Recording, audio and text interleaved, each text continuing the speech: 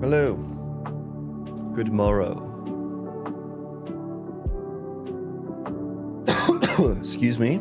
Excuse me. Great way to just start the stream there with a big old cough. Yeah, that really brings the audience in. My cough does bring all the boys to the yard. They do say this. It is known.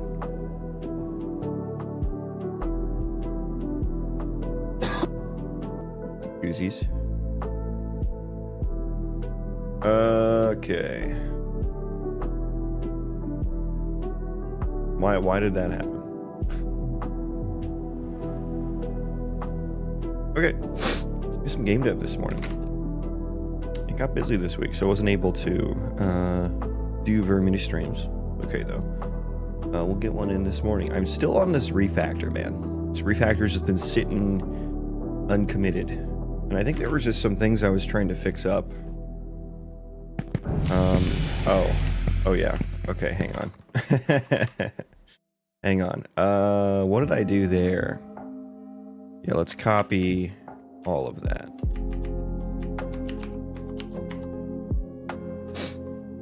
I was trying to figure out how morph targets and skeletal meshes work. I was tinkering. Ewan, welcome in. Good morning. How are you? Yeah, I was trying to figure out, I didn't understand that, 20 seconds for that, man, come on. Okay, that's better. All the textures, I haven't wired them up, that's fine. But I learned that the skeleton and skeletal mesh in Unreal Engine are a little different. I mean, I understood that before, but like, what I didn't understand was that I guess the skeletal mesh can change the proportions of the skeleton. Like that's, I guess, part of what skin weights are. I didn't understand that before. I thought the skeleton was a single skeleton, and like it is in terms of, but it's just a bone hierarchy, right?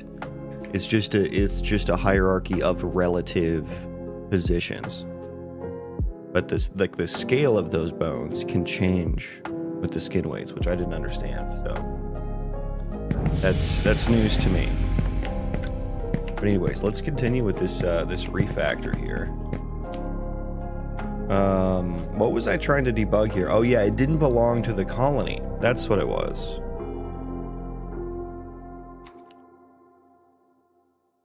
Boy, I pulled that one out of the depths of my memory there. Oh yeah, I wanted to check the colony entity. Belongs to colony is -1. So my character does not have a belongs to colony. That is true. That is true. I believe. Yeah, I've been trying to get into loading FBX models with a simp. With a simp? Usually those are only good for gooning. Why are you trying to use those for FBX models? In a self-made engine, it's interesting. Yeah, that sounds not fun. If that's what you mean by interesting, then yeah, I can totally see that. Okay, we have default colony, create new colony. I guess I never add this as a belongs to colony. Yeah. Okay, let's add a belongs to colony here. And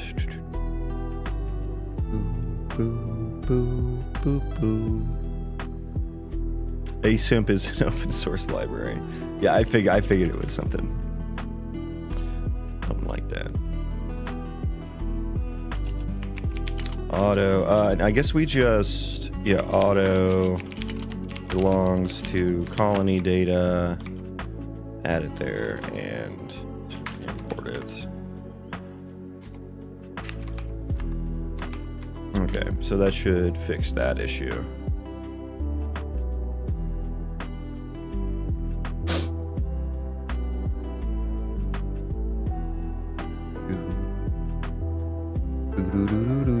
Ooh, and another one is that I want to fix trace utils.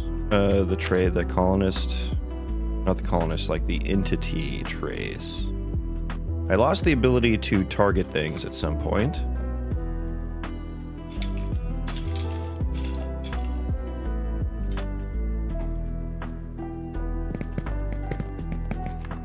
restart that.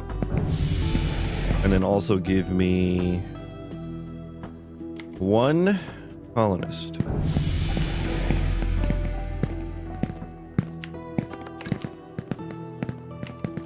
Okay. Okay. You join my colony.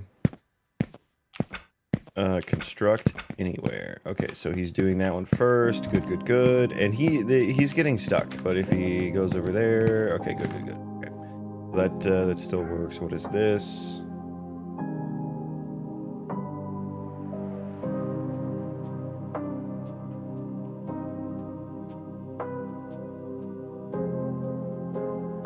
What is this?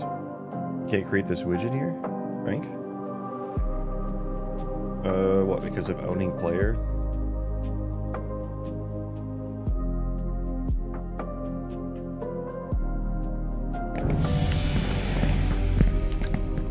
Anyways, ignore that for now. Okay, give me the area, another test we want to do, both from there, both from there. I want to make sure he skips this nearest one. Come here. Join me. Construct within area. Okay, and my area is showing up here. It wasn't before, so that's good. Good. Okay, so he skips that one and he does the one in the area. Now he gets stuck on it. That's fine. That's been an issue. It's an existing issue, not one with the refactor. So we're good there. And I think with that, pretty much everything, I think almost everything is working other than the the entity trace, which I'll fix separately from this commit. And then there was also a trace issue, a line trace issue with the like a building placement in an area, right? Because it stops snapping to the grid. Like this is grid placement, this is free placement. Oh no, what is it? Oh, wait a second, it works. Wait, what did I do? Did I fix that? I don't remember fixing that. Well, congratulations, it fixed itself. No, I fixed it myself, DJ Khaled. I fixed it myself. We're gonna have to work on that, can I call you Mr. Khaled? Okay, but I think I do want to commit this now. I want to move on. I want to clear this. It does not spark joy, so I'm gonna get rid of it. I'm gonna commit it. That's the rule, right? You should commit once it doesn't spark joy. Okay, so what have we done here? What do I call this commit? What have I called this commit? Oh, this is like move. This is like move building blueprint functions into C++. And then this is also create area building as well. Remember, the solution is just pressing the retry button. You got one of those with your commit? Oh, maybe with AI you do.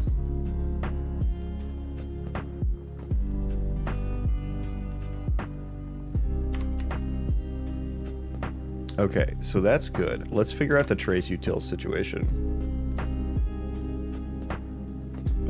Where is my target trace? Targetable trace. Okay. So go here. So when I click, I should target that guy.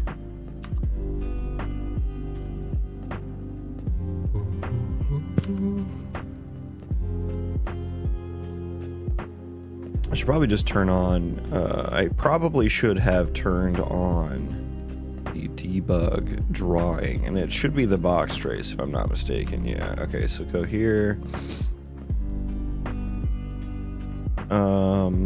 Trace entities should be true there.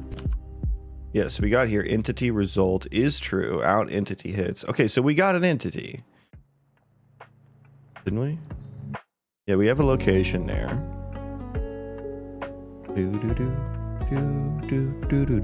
Yeah, we have an entity. We have an entity.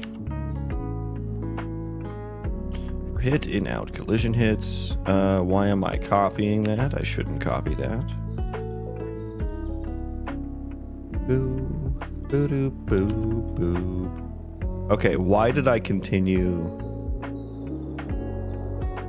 to that? I was just there. Oh, out collision hits.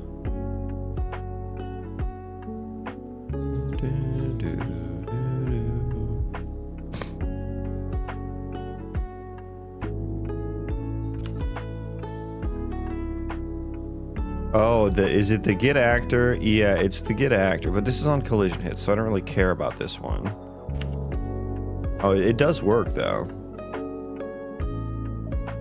So now we have 2 hits because we got a collision hit from the entity as well as a, like, I have 2 kind of line trace systems. This one is like the built-in one. This one is my own math. I'm just doing math here for this, and this is for when the entities aren't actually rendered. Okay, so we're getting 2 results for the same one. That's interesting. I guess I never considered that to be the case. Wait, why does he have collision?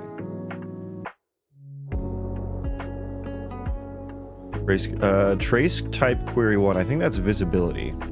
Okay, so yeah. So he still has the visibility channel, I think. Okay, that would be why. I think like his collision is actually probably turned off. Maybe I should turn it off. Wait, no, how is it? How am I getting this collision hit? What is this? Show me this. Oh, this is on the fucking landscape. Yeah, I was gonna say. Like that doesn't make sense. Okay, so I'm getting a hit on the landscape. Hit targetable. I mean, I guess, yeah, the hit targetable is going to be an invalid entity. So that should get filtered out at some point, right? Go back to this. So out hits here. Yeah, so we have the 2. One of those targetables should be valid. What's this stream about? Oh, it's just game dev. I'm just doing some game dev. I was the biggest vibe coder on the internet doing today. We're raw dogging it. I'm out of credits. I'm out of God, you guys got any more of those tokens? I can't work. Can't function without my tokens, man. Can't write code without my tokens. Well, you take another $200 a month. Oh, I hit my limit for the week. Oh man, I could be able to write code till next week.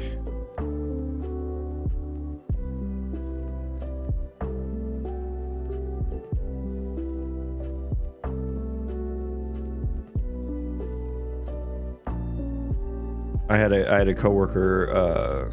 I reviewed a PR or a CO, and he said that the tests were vibe coded, and I ended up telling him to delete half of them because they were just unnecessary. Like they tested like they weren't actually like testing things that needed to be tested.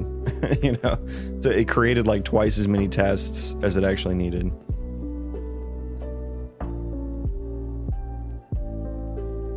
Okay, so one of these should be valid, yeah. Out hit, yes. Okay, so we've gotten an out hit here, so we should be returning to blueprints.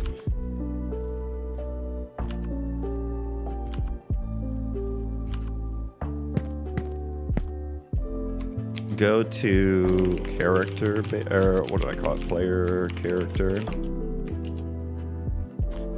Actually, great one for the day job. Telling the boss you're running out of tokens. Yeah, it used to be like, oh, we're compiling, so that's why I'm not doing anything. But now it's like, oh, I don't have any tokens, so that's why I'm not doing anything.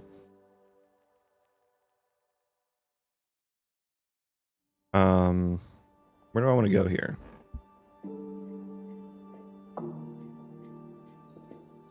Excuse me. Also, it's 8 degrees outside. And I think it's getting colder, and the wind is aggressive, and my dogs did not want to be outside. They're so small, they can't handle that kind of cold. Where's my interactable? No, what is this target? Oh no, it's in my target ability.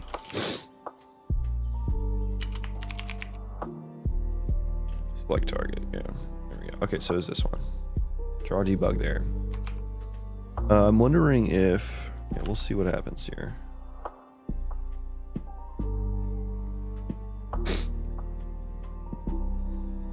I was watching some Indian kid trying to learn Unreal and C++ with AI. He is currently at day 151 and he's only made 2 inputs. Sometimes you just gotta leave the AI. That is an aggressive, I mean, even for AI, that is an aggressive amount of slop, I will say. 2 input, I mean, I assume there's other things in this project, right? That's true, so we should be setting current target.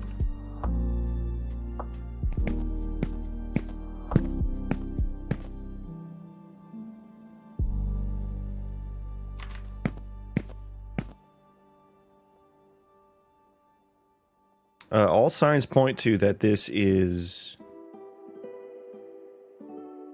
that I have a target. Okay, so maybe just the UI part of it isn't working?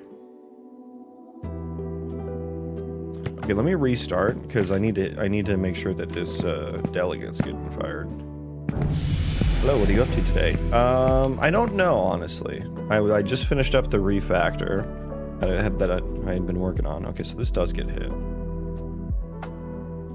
And now I'm trying to, my targets, when you click to select a target, is not working. This is in blueprints, yes, yeah. In the player controller. So I'm just fixing this real quick, and I'll decide what to do after that. I think I'm probably going to continue with some building stuff.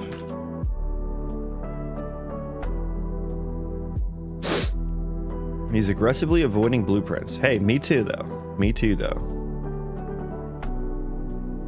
Select. Okay, so it would be right here.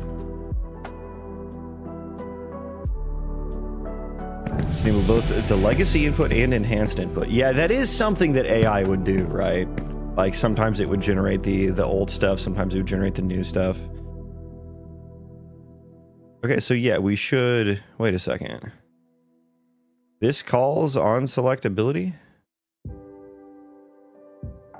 I'm on the wrong thing. Yeah, I'm on the wrong thing. On target change, yeah. What do I bind on target change to? Hello?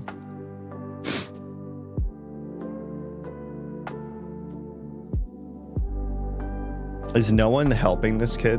Like... Just watching the spectacle, I suppose. But you know what? In his defense, when I first started Unreal, you know, the input system did confuse me. What are you doing? What are you doing right now? What would you say you do here? Because you're acting pretty. Because you're not actually doing anything. On target. Wait. What? How did this work? Target data. I tried to help him, but he only listens to AI. Oh my god. How old is this kid? We're gonna be doomed, and actually no, I'm gonna be fine. Recursion guard. Oh, wonderful. Thank you, Unreal Engine. That's very, very nice of you. Oh my goodness. It was on target change, yeah. Changed. Okay, sure, fine. Also, we'll end the sesh there. Okay, now it's searching. Thank you. My Sweeney credits. I don't know, 19. Yeah, it'll be interesting to see what happens with the software engineering market. Like, there are like 3 or 4 variables that can drastically change the outcome, you know, in 10 years. Because it's like we have, it's all about like whether VC funding like outscales the scaling laws of AI, right? Like if VC money lasts long enough for the scaling to get good enough, then, you know, we potentially won't need people who actually understand code. You know, I don't think that that's going to happen because of the scaling, you know, needing to be exponential. So now it's bound on like energy and, you know, chips. Why isn't this turning anything up? How did this work before? I feel like I deleted something, but I probably shouldn't have. Or they're adding ads to ChatGPT. Yeah, I got there was a OpenAI recruiter in my inbox because I work in ads, so that ads are on my resume, and they wanted to set me up an interview for the ads platform position. That was like a few weeks ago. So yeah, ads are coming. They unfortunately do not do remote, so I did not do the interview. Yeah, what did I do? So it's going to be the target portrait. But another thing that's going to happen, like,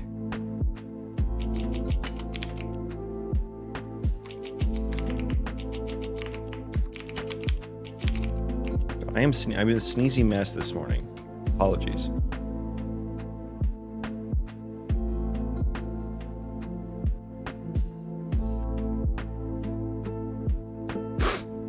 Unskippable ads for prompt results, all like interstitials. Oof.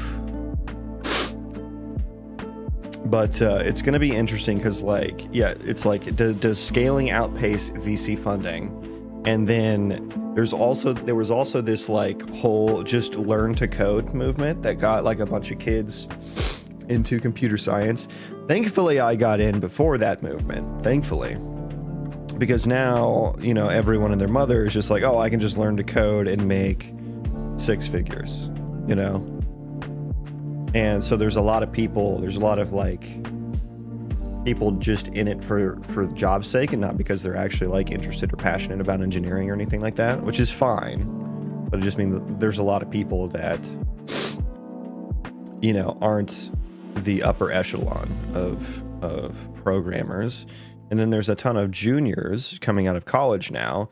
And not only is the job market bad because of, you know, post-COVID economic, you know, overhiring, economic conditions, and interest rate adjustments. Now AI is also like kind of a junior coder. Although I would still take a junior coder over AI. You know, one that's actually like passionate about programming. And so, you know, all of these, now it's like, now it feels almost like these kids, you're one of those college peeps. Now it feels like I feel like kids don't want to do computer science anymore. Like it seems, I think all these kids, like the one you're talking about, seems like they don't, they're like AI is smarter than engineers. It's smarter than me. I'm only going to use AI. You know, AI is going to take programmer jobs. So there is a world in the future where, you know, the senior engineers literally do get paid to clean up AI slop because AI is going to get expensive because it's going to cost more energy to run, to actually be effective, or VC money is going to run out. And right now, every single AI company that isn't Google is operating at a loss. Right? And Google is just subsidizing theirs because they have a massive moat, which is search ads, right? And search hasn't been decreasing. So search is actually doing okay. And so Google is actually positioned really fucking well. They can benefit from, you know, if AI does get that good, and if AI doesn't get that good, they're going to be fine either way. But yeah, once it actually costs more money to actually run AI, to where these companies need to be profitable, either it's ads or the subscription prices actually get, you know, they actually reflect how much it actually costs instead of being subsidized. There is a world where people don't vibe code as much, right? They only do it for certain things. And there's no juniors anymore because no one is going to school for it. No one is passionate about it. No one thinks that they can do better than AI when they're just starting out. And so there's going to be, I think there is a world where there is a massive shortage of software engineers again. I think there is a possibility that that can happen. But who knows, you know, there could be another breakthrough in AI technology and architecture as well, to where scaling doesn't matter as much. Just scary how the industry is closing doors to save money by using AI, but safety and quality is just ass. Yeah, I mean, it's a race. They're literally racing. These AI companies. They're trying to beat, you know, funding running out. They're trying to beat investors needing a return on their money. Most kids nowadays are usually Python scripters, I feel. I mean, that's an okay place to start. You know, I think I started with like fucking JavaScript, so. We're finding relative success in Roblox with Lua. Yeah, modding is a big gateway. Modding is a gateway drug, we'll say, to programming. First time chatter, welcome in. Let me figure out what the hell I wanted to do to get my target portrait to show up. I think it was in the player character. There should be like an on-target changed function or something like that. Morning, Warka. Welcome in, my man. How goes it? We're just ranting about AI. For the, you know, I gotta get at least one of those in a week. You know what I mean? All right, where is this goddamn get delegate, man? When did I accidentally delete that? When did I accidentally delete that?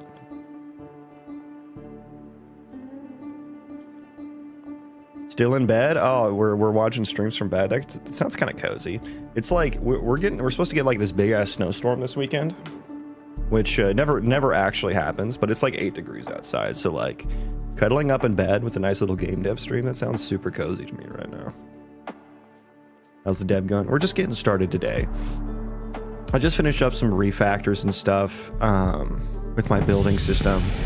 I'm trying to change, like, right. Like there was this maybe you remember, but there was this like easy building system that was like a free for the week thing, and so I just like threw that in here, and it's like slowly becoming a ship of Theseus's paradox. I've been replacing it bit by bit. I've been moving all of the functions into C++, and each of these are like an actor. So my ultimate goal is to change all of them into ISMCs, instant static mesh components. So that's where we're at now. I just moved a bunch of shit into C++, so that refactor will be easier, right? You know, changing the parent class out from underneath a blueprint subclass is famously not a great idea. So yeah, trying to get as much of it into C++ as possible. Oh, wonderful. What is this? Oh, the interact status. Executed bound for my colony task system here. What are we doing? Ensure failed. What is the ensure? Data race acquiring read access on thread concurrently with writers. Okay, so what else was happening? Was there something happening on the background thread?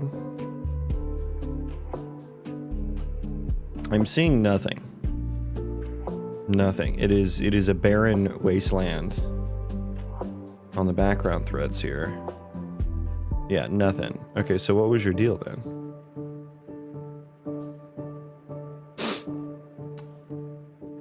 I kind of knew in Unreal Engine world learning, I think, but I don't want to buy assets and textures. They're a better place to look. There's a bunch of free stuff on Fab. So if you go to fab.com, there's some free stuff on there.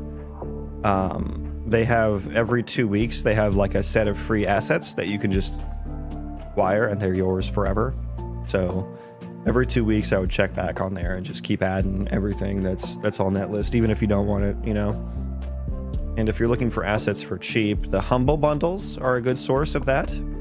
If you go to the software section on humblebundle.com, they often have like hundreds of assets for like $30. It's super, super cheap. It goes to charity. So that's another place you can get some cheap assets. Other than that, you'll just have to Google there are some free assets out there in various places.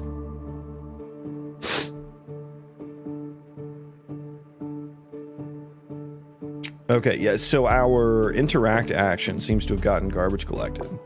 Let me make sure that I actually store this as... Now, these are construction. Oh, yeah, this happened before. This happened before, I think. Yeah. Now, I checked if it was valid here. So it went invalid in between this and this. Literally in between two different lines of code. It must have, right? Construct actions. So this one is not a strong pointer. And that's because I think I stored the actual one. Like the actual source of truth somewhere. Show me the header files. I don't want that. Where are you? Where are you? Don't I store this in some, isn't it like interaction entity data? Interact data. Yeah, there's the strong pointer. Okay, so we're good there. This must have gotten destructed or something. It must have gotten destroyed first. Should I store them as strong pointers in the other one as well?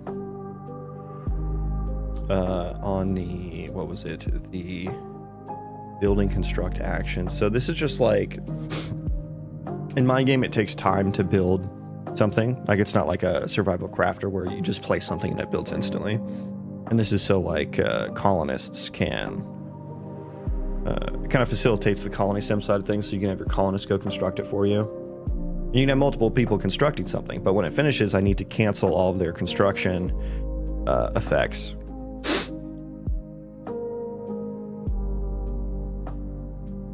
So I need to maintain a list of their interact actions and kind of end them.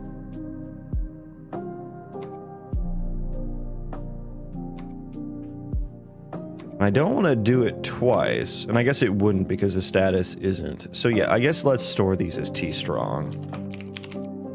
But now it's not going to be blueprint readable. God, I hate blueprints. Yeah, so now we can't have it as blueprint readable. Do we actually use it that way? Let me see if we actually use it that way. Maybe not. Maybe we're okay. Oh yeah, we're at an exception here, so I can't. I don't think we actually use it in blueprints. Famous last words. Okay, let's go ahead and rebuild there.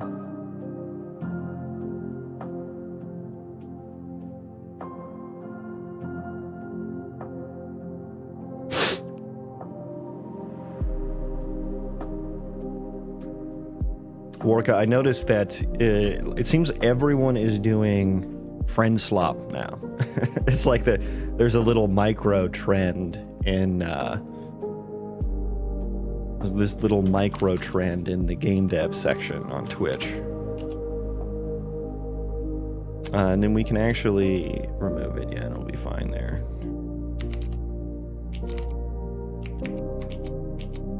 Construct action, remove.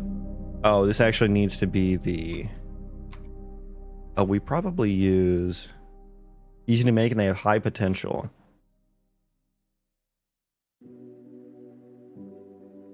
Yeah, I guess it was, what was it, Fall Guys that kind of popularized that. I guess I need to make this into a T-strong pointer to remove it, which seems weird, but should work.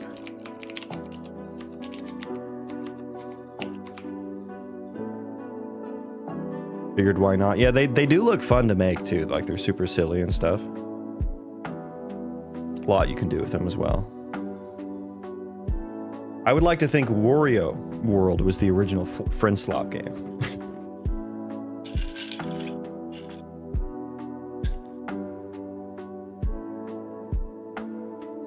Okay, so I need to T-strong pointer this as well.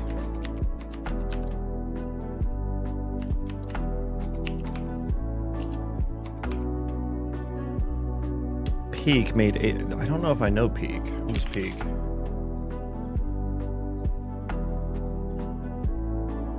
Made 83 million last year. I don't know that I've actually seen people play this. I don't know. This is off my radar. Yeah, 113,000 reviews. Yeah, I think that's all right. Is it open world? Co-op climbing game. Interesting. So it's not like a mini game. It's actually like a. There was what was that other game? There was another game like this, but it had like the characters were kind of weird, and it was all about like open world exploration and like communicating. I forget what it was called, but it looked funny.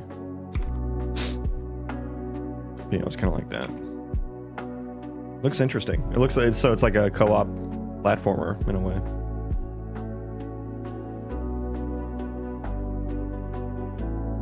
It started as a game jam game. It's just rock climbing.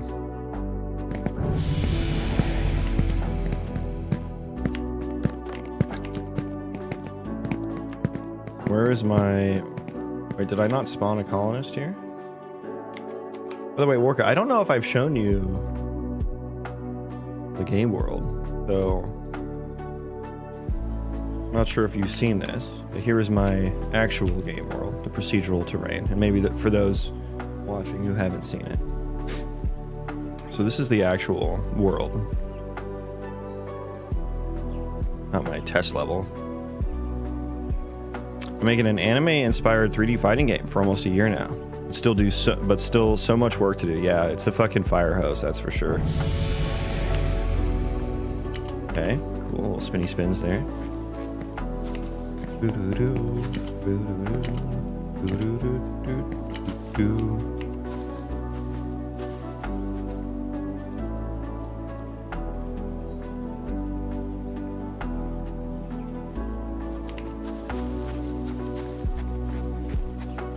What do you expect this project to become in the next 10 years? Halfway done. That's what I expect.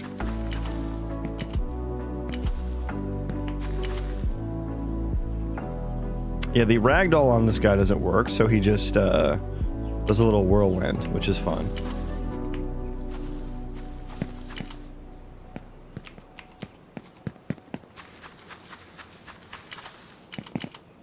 Oh my god, this is an aggressive amount of clipping there. The ALS kinematics IK seems to fuck that up, like the mantling settings. Something I need to look into.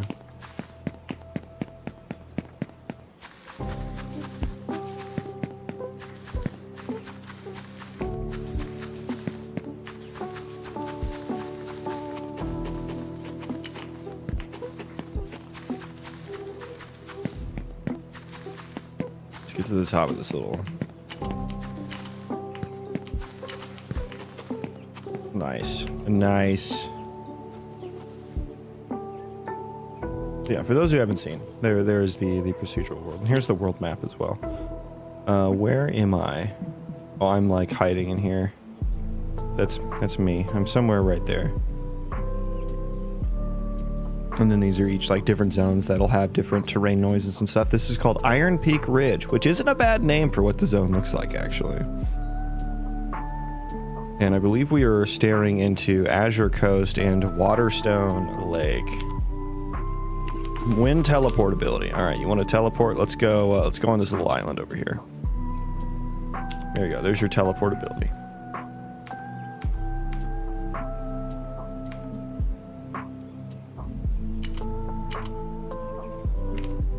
What is happening here?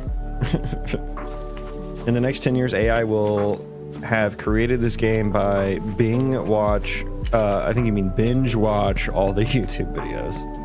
I hope so, man.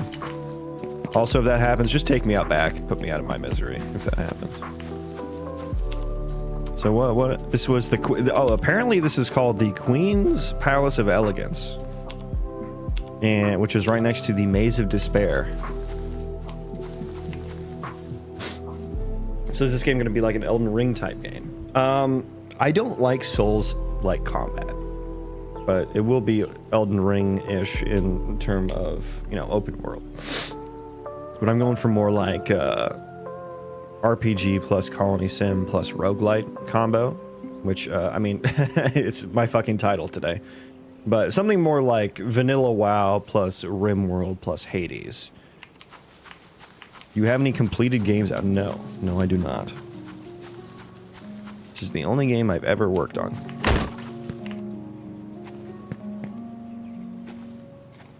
It's a cute little cave here. So combat, I want to be less about mechanical execution and more so about strategic execution, both before and during combat. Strategic execution in terms of like, what skills and abilities am I choosing to build my character? And then also, you know, what abilities am I using in combat?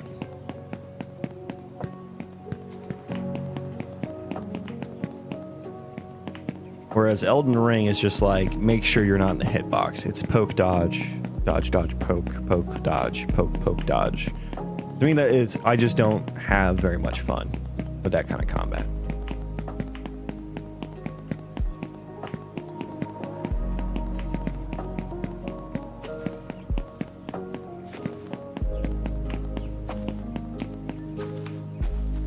My terrible axe swing animation. And my awesome dynamic tree chopping. Okay, so I got 7 wood. And then all your colonists will have... Okay, apparently my auto attack just broke. Oh, it was like trying to equip things. Okay, interesting. I didn't know that that could happen while the inventory was closed. We will fix that. There we go. And I got another 3 wood from that. Come on. There we go. You know, get down in that cave. Yeah, get down in there. No, no, no. You're going so far. We're gonna play kickball with this log here. Yeah, the physics on that are a little, inaccurate, can I say? There we go. Oh god, now I'm falling in the hole. There we go. There it goes.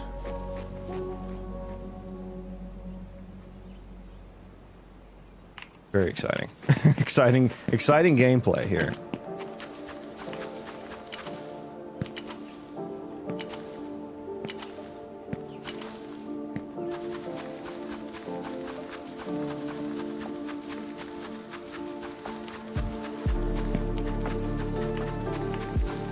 Yeah, that's a game. It's a game world. Need to fix up some stuff though. Still, I think I probably fixed that other bug.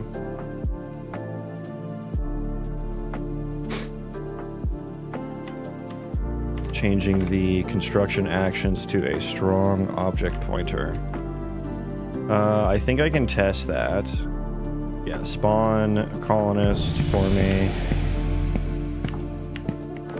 Just give me a bunch of these. Okay.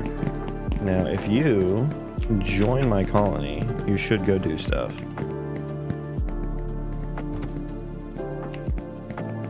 What are your priorities here?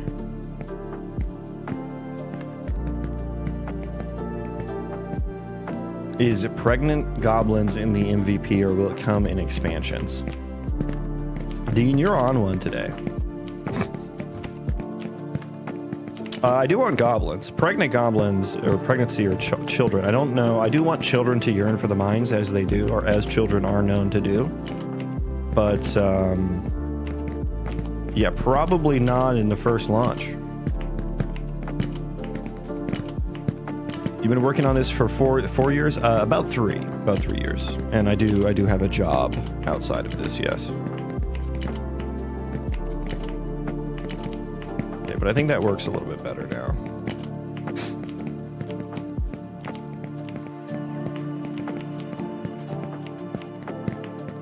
Okay. Okay, and then we got the targetable trace working. Well, it was already working, but the set current target was not. Right, so we have select target. Then we go here. Where was this delegate supposed to be?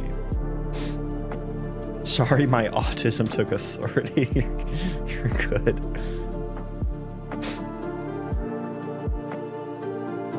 You're good. There is supposed to be something that maybe it's in the HUD. I haven't done any of this in so long. Why do I have so many HUDs? That doesn't. I need to clean up my project. The character portrait. Where is the like show target portrait?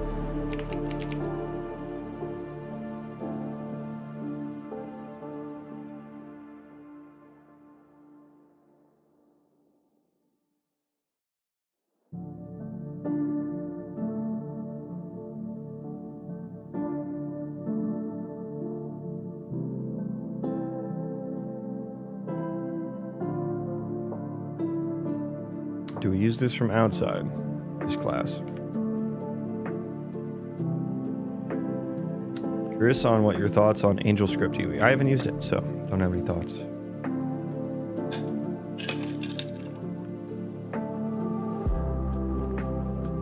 Aha. Change target. Okay, so this is where it's supposed to happen. Where are you called from?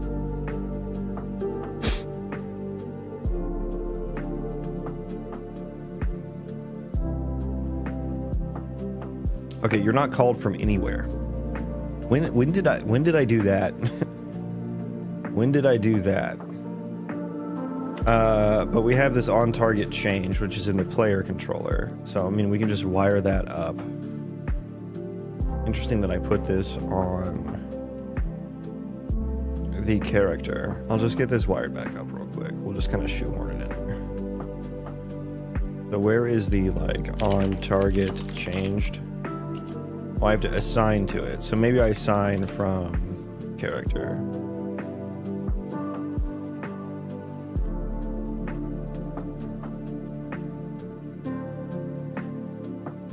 Set up character target portraits.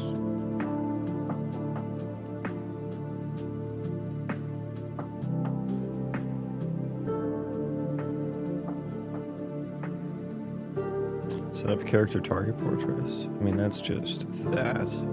I mean, if I'm gonna, I can set it up here. Maybe that's when I accidentally deleted it.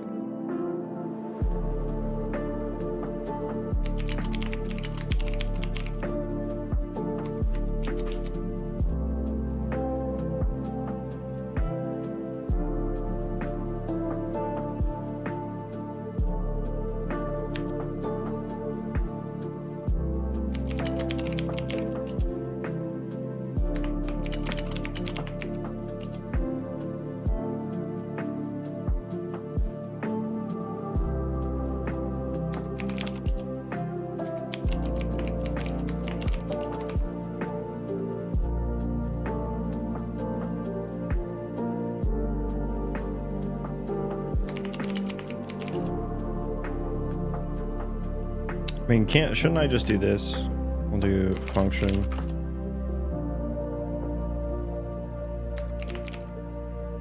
Yeah, there we go. Change target, perfect. Okay, so now does that work? Yes, so now we're calling that. There we go. Yeah, I don't know why that broke. I must have like accidentally deleted things. I kind of dislike BP for a ton of reasons. Hey, same. So I've transitioned into utilizing AngelScript. There is a third option, and it's called C++. But it has its own issues as well. Okay, so we'll do this. This is going to be change construct actions into strong pointers. I think that probably fixed the issue. Okay, so now that we're here, what's the next move? Now that we've gotten everything ironed out. CPP is super slow, though? Slow in what way?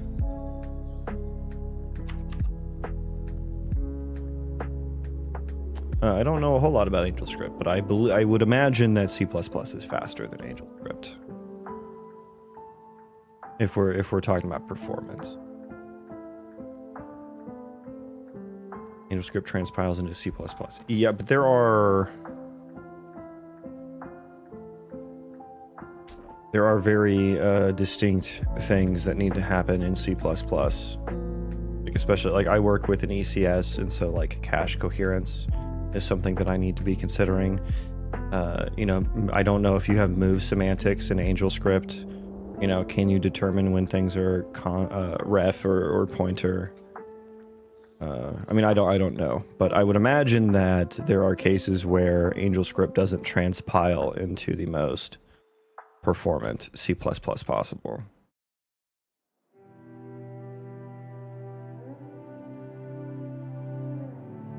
But yeah, probably faster to develop AngelScript. But I just, personally, I don't want 3 different ways to do something.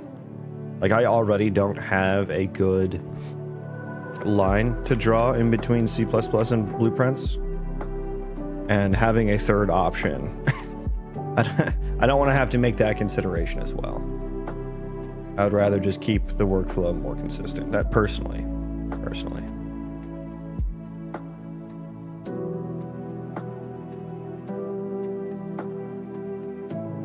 Yeah, but what do I want to do next here? I did say that I wanted to move the area utils into a different class. I gotta do that real quick.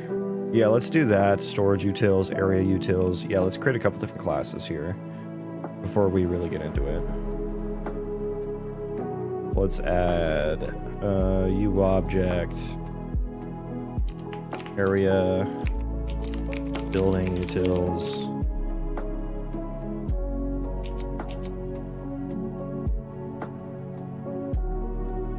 And then we'll do some copy pasta. My favorite kind of pasta.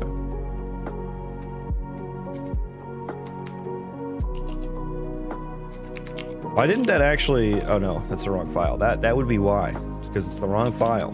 I was like, why didn't it actually create the thing? It did. I'm just... Dum, dum, dum, dum, dum. Yeah.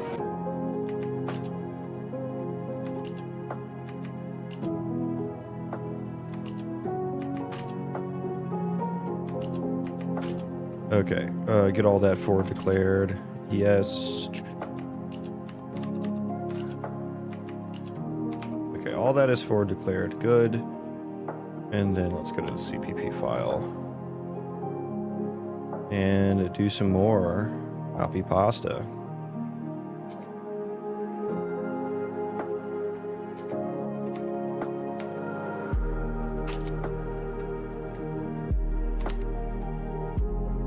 Okay, so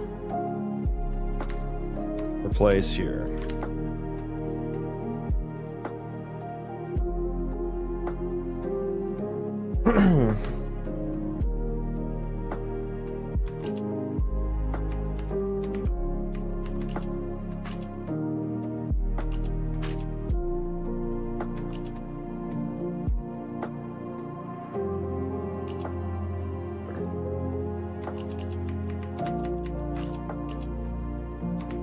Is that the right one? Yeah, okay. Oh, I gotta change all these to like building utils now.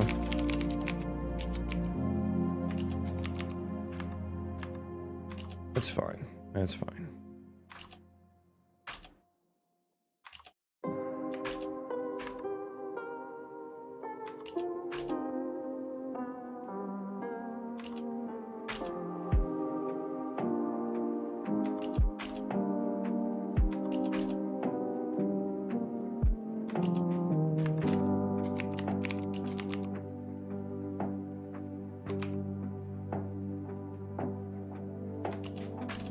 Okay. Import.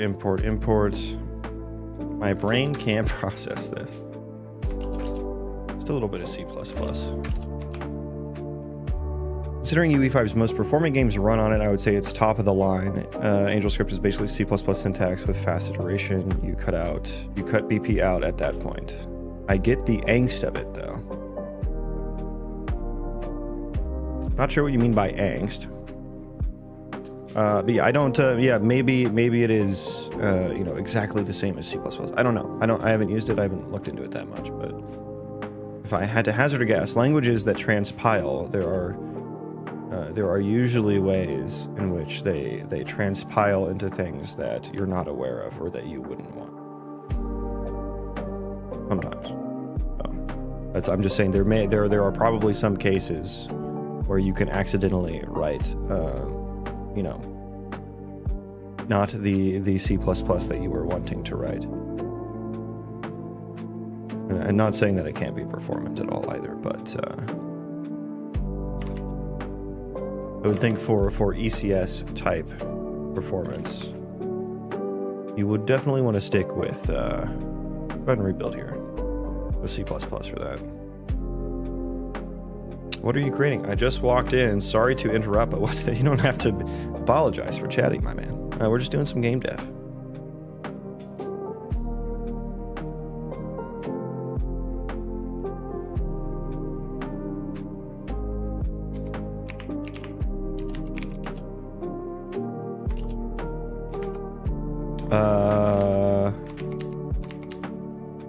Why are you angry? Remember, oh, it's all private. Whoops.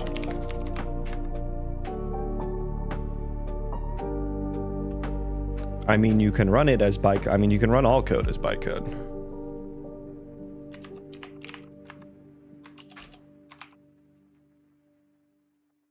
It's faster than BP out of the box. Well, yeah, I mean, that's not a not debating that at all. I would think any programming language would be a bit faster than. Well, I mean, then it's also not like blueprints are slow, but like the iteration and stuff, you know.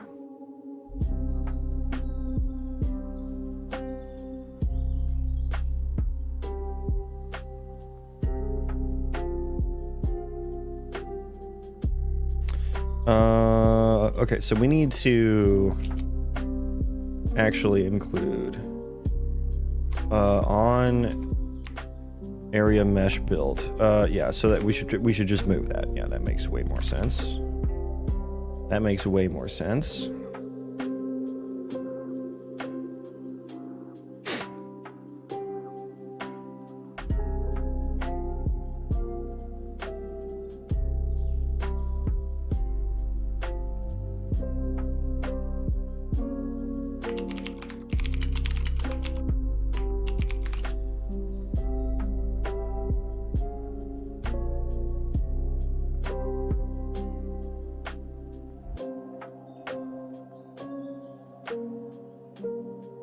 Okay, we look good here.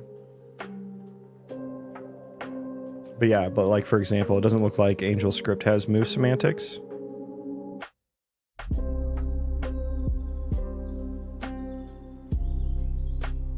For example.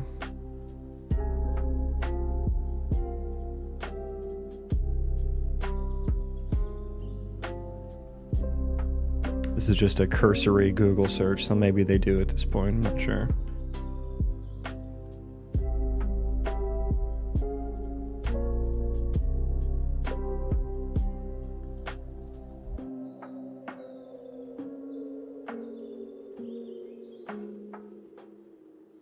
Okay, so that compiled. Our blueprint's broken completely. No, okay, good. Good. Let me try to build something real quick. Okay, see, I knew it. I knew it. I knew it. I knew it. That Mulan was a troublemaker from the start.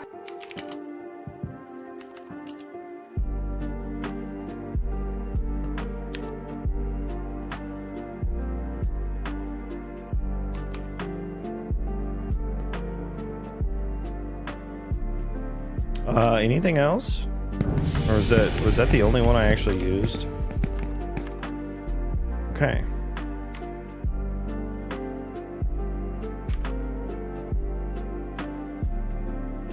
Okay, so we did that. Let's go ahead and move the storage utils as well.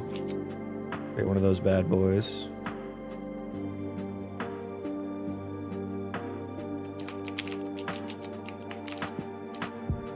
Storage utils.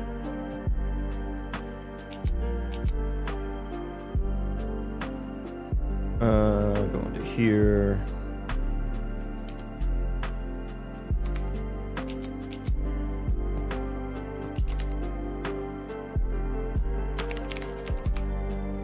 Okay.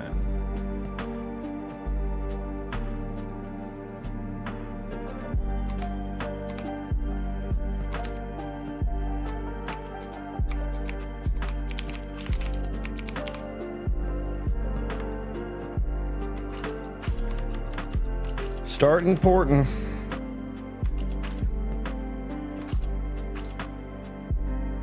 I accidentally forward declared that, didn't I? Yeah.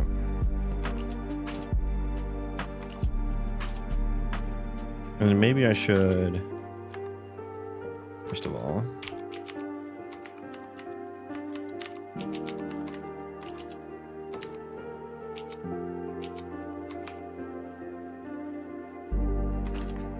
forward declare that, forward declare that, forward declare that.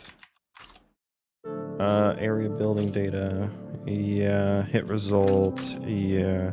I guess I actually had to include hit result there, didn't I? Gameplay tag, we can fully import that. Math utils, what else we got? EU building, utils.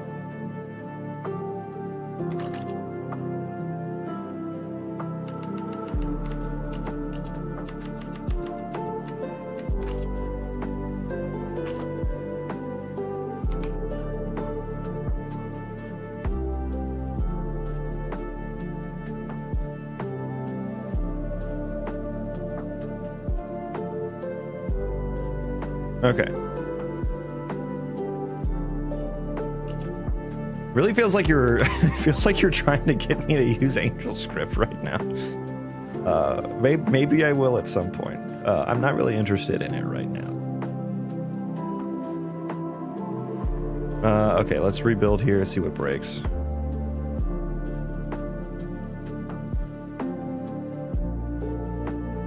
Are you the AngelScript dev? You sound like you may be the AngelScript dev. Get on. Okay, use storage utils.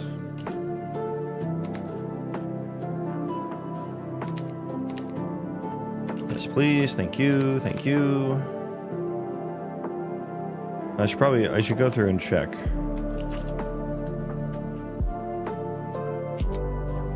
Go through and check imports here. Okay. Yeah, I don't know. That probably didn't save me a whole. Oh, yeah, it did. There we go.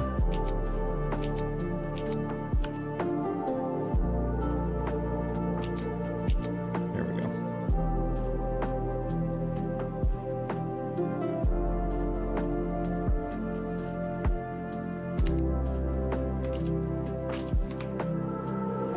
Okay.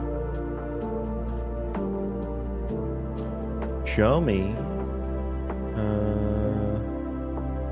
Show me the CPP files I've changed. Okay, that looks good. That looks good. That looks good. That looks good. No, it doesn't. Okay.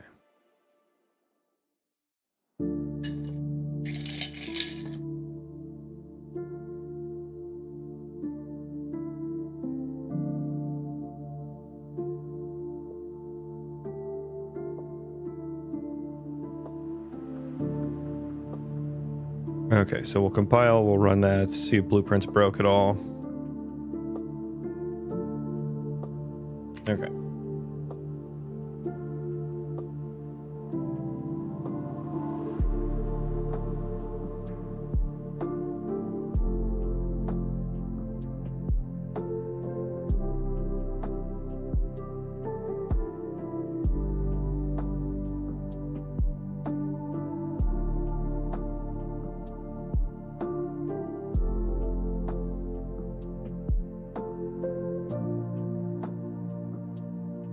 Okay.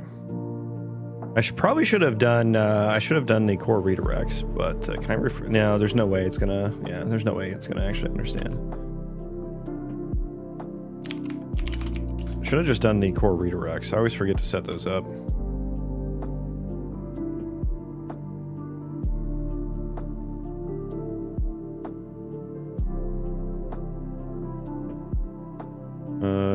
Get storage. Spot for voxel.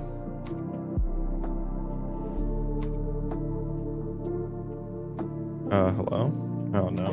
Do you? Oh, that's... I need to split. I see.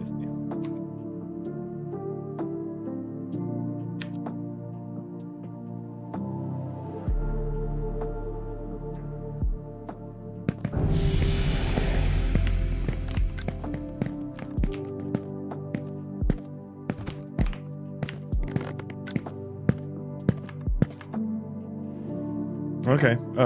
This, I think, is one that has been the case.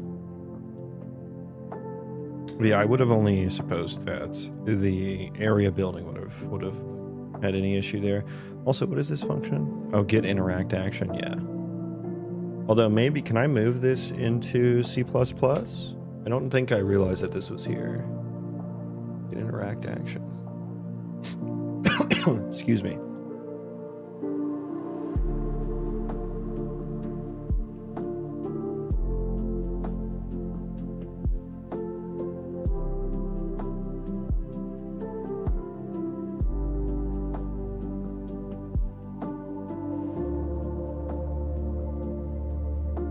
Yeah, I think I can move this into C++, and I want to. Okay, let's do that real quick while we're at it.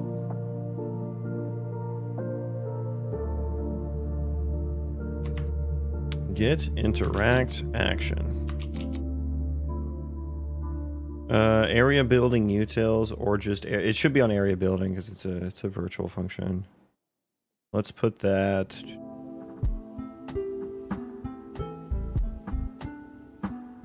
Let's put that right here. Oh, it should be in here.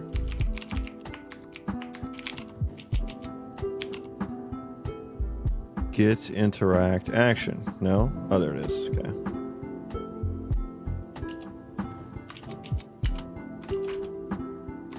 All right.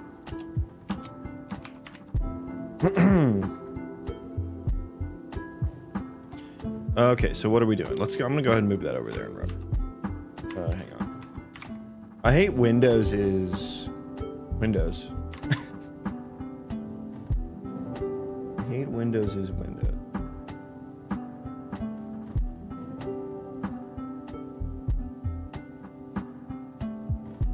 Okay, so what are we doing here? We're gonna break. We're going to cast the. We're gonna get the hit component and cast it into an ISMC.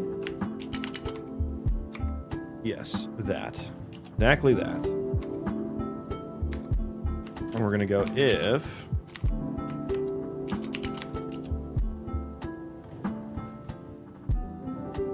Do I need to draw? Drawing the debug box can be useful. I'm gonna omit it for now, though. Get instance transform. We need by index, so we'll use that one. Why is that not what I would want? Not what I would want.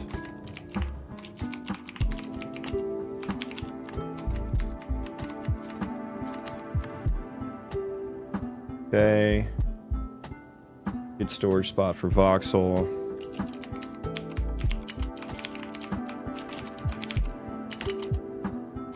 Use storage utils, get storage spot for voxel.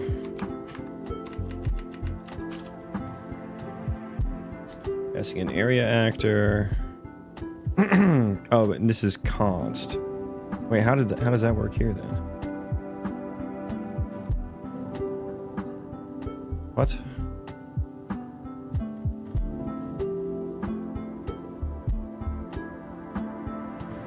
I mean, I suppose I could const cast it. It's a little strange. This always feels so spooky to me. Always feels so spooky to me. Where's my class at? There it is. I don't know why. Why does that work in blueprints? Like I do the same function with self. I guess blueprints doesn't give a fuck, does it? It probably does something like that under the hood somewhere. I would suppose. I guess.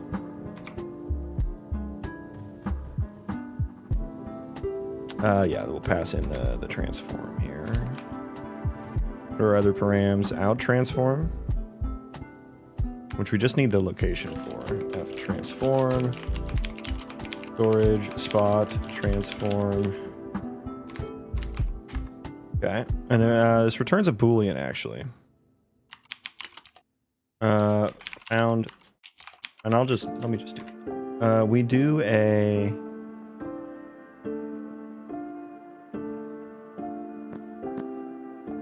Okay, so hang on.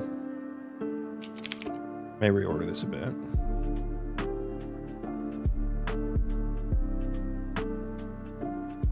Voxel storage trace, good storage. Okay, so we'll do the voxel storage trace first then. Use storage utils.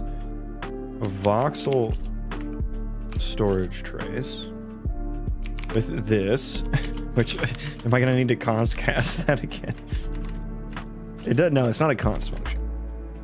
Voxel size, instance transform.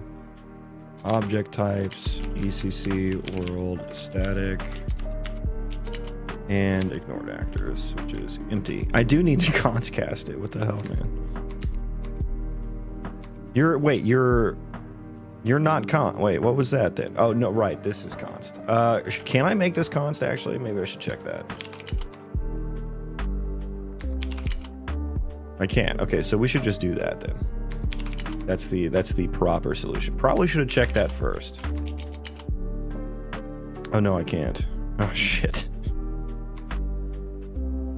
Wait, why doesn't get actor rotation work anymore either? Just because ignored actors is not const. Oh, I remember. Yeah, they don't make it const in the fucking engine line traces. If I'm not mistaken. Add ignored actors. Yeah, it's non-const. Well, no, they have a const one. Okay, so hang on. Hang the fuck on then.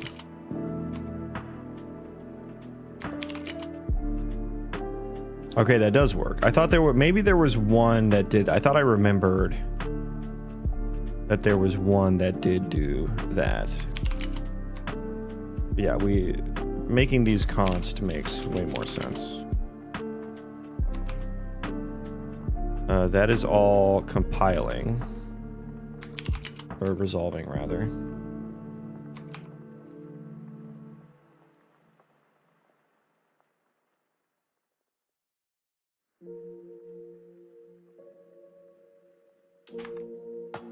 Okay, yeah, so we're all good there. Okay, back to area building, and then we don't need a const cast anymore. Yay.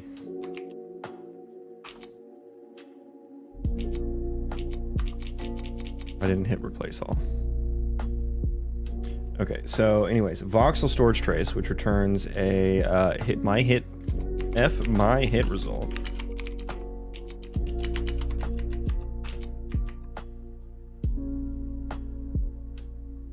Previous local declaration. Oh. Okay, storage hit result. Storage hit result. And then if we have a blocking hit, so if storage hit result.b blocking hit, then we continue.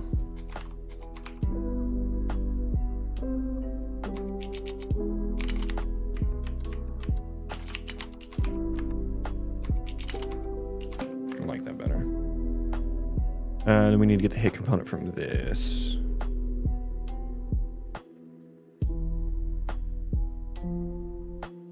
Wait.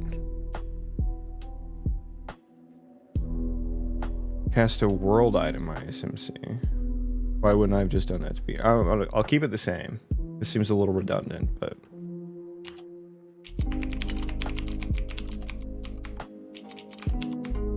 SMC.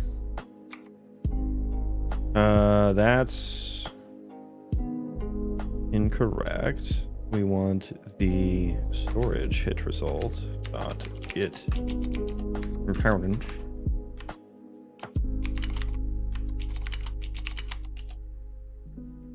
Hit result get component. Cast it. I suppose at the end here. We got more to do. Hang on. Make ISMC action. So you interact utils. Make ISMC action. What are my params here? The interacting object, which we just forward, yeah, the new world item ISMC, and then the index we get from storage hit result. Item. What was it? Is it item? Yeah, hit item. Dude, I hate how they change the name of shit. Like it's hit item in Blueprints, but it's item in C++. Like why is that necessary? It's not. I'll tell you right now. Okay, so we set ISMC action, or we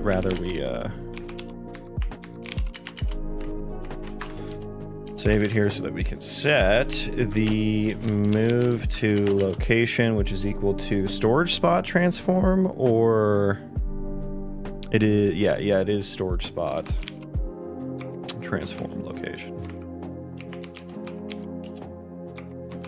Yeah, that. And then we can return ISMC action. And then at the very, yeah, if we fall through, do the parent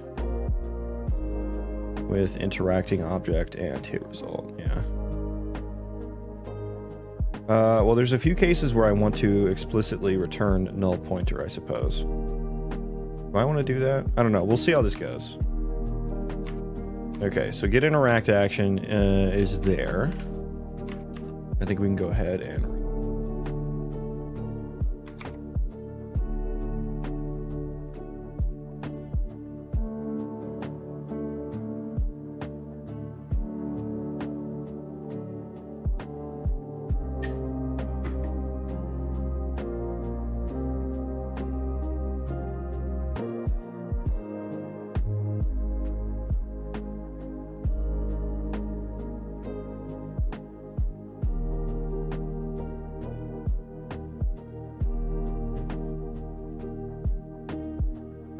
Oops. Oopsies. What happened? What did I do?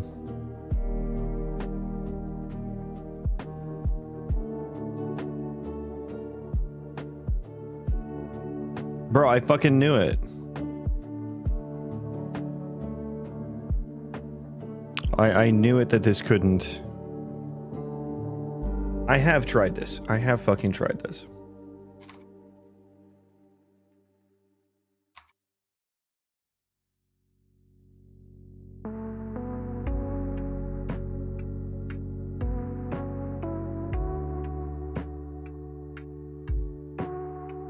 Turning cog.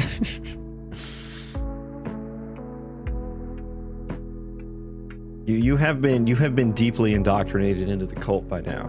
You are now the I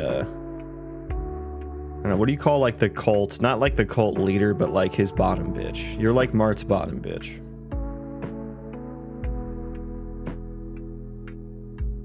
I don't even think Mart knows it either. He's got too much ADHD. He doesn't even know who the fuck.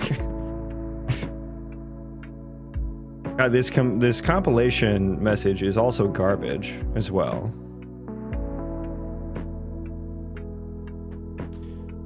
Why don't you cannot convert argument 5? Excuse me.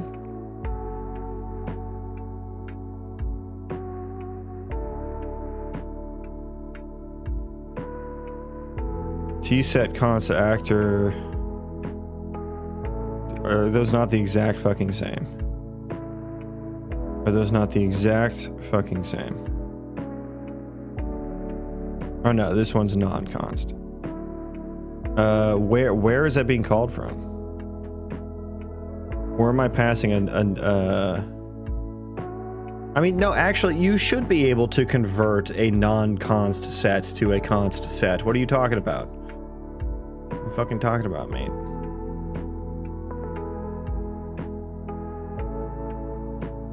You should be able to do that just fucking fine. This might be a blueprint thing. This might be a blueprint thing. But why would the compiler tell me this? Well, it's in the generated files, that's why. Okay, I don't think I can do this. Okay. I was right in that I was wrong in a way. By the time your game comes out, maybe he will be old enough to play it. He may be old enough, but he'll probably still be immature. He'll have the same level of maturity. Okay. Yeah, I'm pretty sure I tried this before and I was just like, fuck it. Okay, show me the next spots. It would have been an area building, I suppose, right? Voxel storage trays? Oh, it's right here. I'll const cast here. I think this feels like a better const cast place.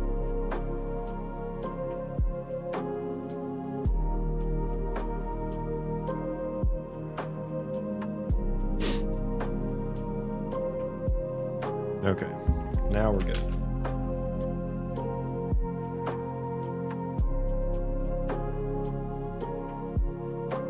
Now it is 7 degrees outside. Now it is 7.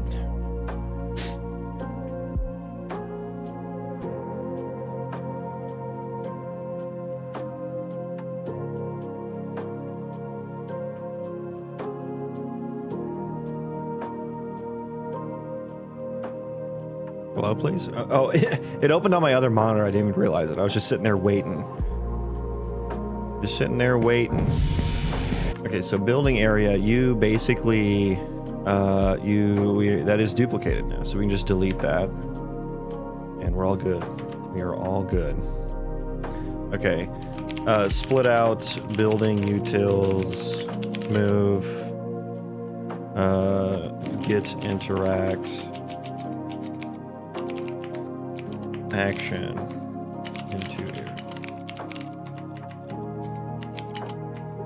EP, get interact into area buildings. Cool. Thanks for saving me from the brain rot. I went over there to find a documentary on a sewer to link to a friend and I got lost. I don't want to know. I don't want to know what you and your friend are up to in the sewers. That is a sentence that I don't think I've heard before.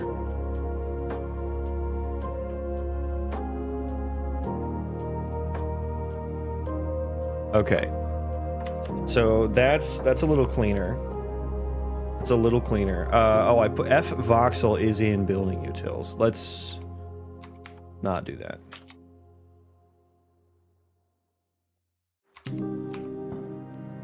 Let's not do that.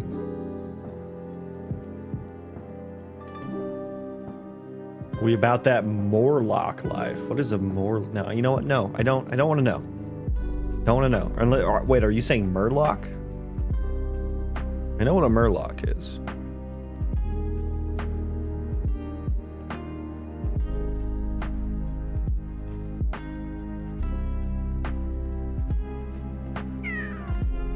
Hit result hash. Where am I using this at? Nowhere. Okay. Nice.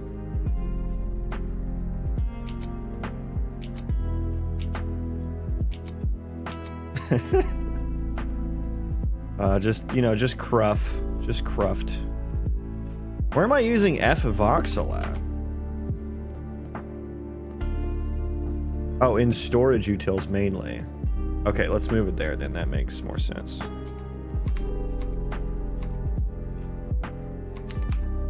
There we go. Yeah, forward declare it there.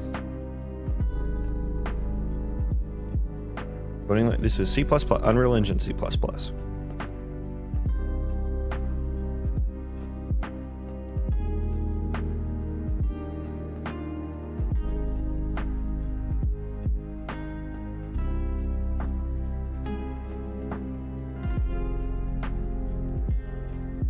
Okay, does that compile again? But from here, I think this is where I make the jump into actor to ISMC. Wait, what the fuck? Oh, you know what? I had the fucking I had the file mask on. I was like, oh, it's not used anywhere. I had that. I have done that before. I guess this can be that means this can be a CPP defined. Although maybe I might need this in the future. You know what? Let's go ahead and put this into its own file. We'll go ahead and put this into its own file. This is, or maybe this should just be as a part of hit result. Hang on, let me see that again. Is it on hit result or my hit result? It's a container for just hit result. Okay, we'll move it into its own file then.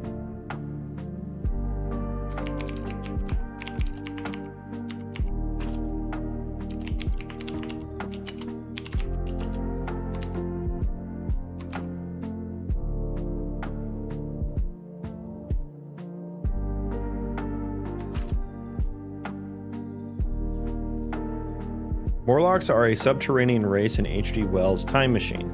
I see. I wonder if that's where the Murloc inspiration came from. What kind of game are you making? I'm going to make an RPG Colony Sim Roguelite with procedural destructible terrain and an AI-generated quest system. Take a look, it's in a book. No, don't make me sing that in my head. You get that evil out of my head.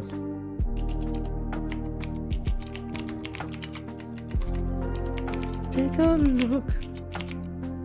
It's in a book. Kids these days, they don't know the beauty of Lamar reading you a book.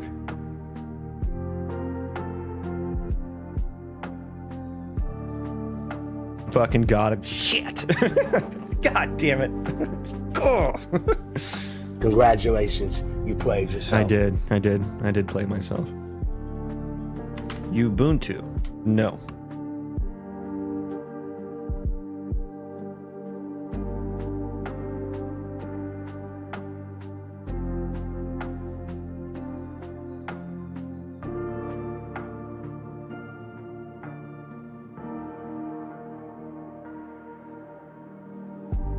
Stop. Oh my God. Stop opening on that screen. Like I did that once. I moved you over there once.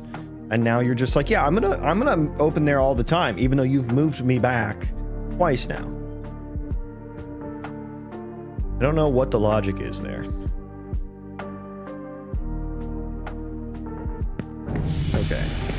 Okay, we're good. Okay, okay, cool. Okay. What did I do here? Oh, we need to like delete this stuff too. That one's for okay.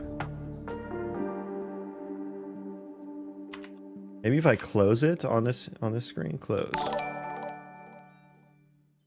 Thank you, sub, my dude. Welcome in. Welcome. Just recompile one more time, make sure it works. This is just going to be move some building related structs.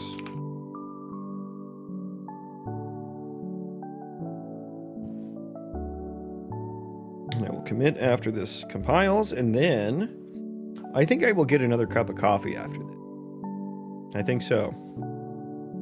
I don't think so. No, I do think so. I do think so. Okay, that was good. Commit and push. Now I'm gonna go get another cup of coffee, and then I'll be back, and we're gonna do the Giga Actor 2 ISMC building refactor. Coffee sounds nice. Yes, you all deserve a coffee as well. Please go do the needful.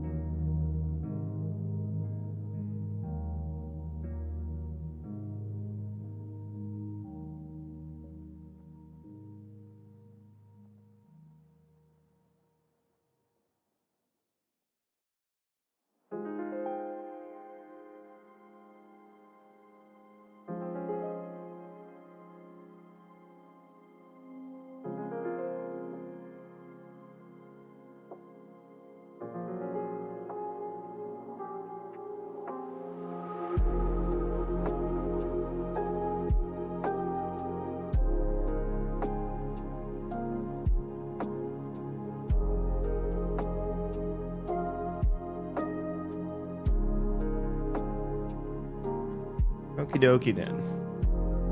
EP time. Yes. Pee poo poo. Hi, sweetie. You want to come say hello? There's a little puppy dog. Hello. You cold? It's cold outside.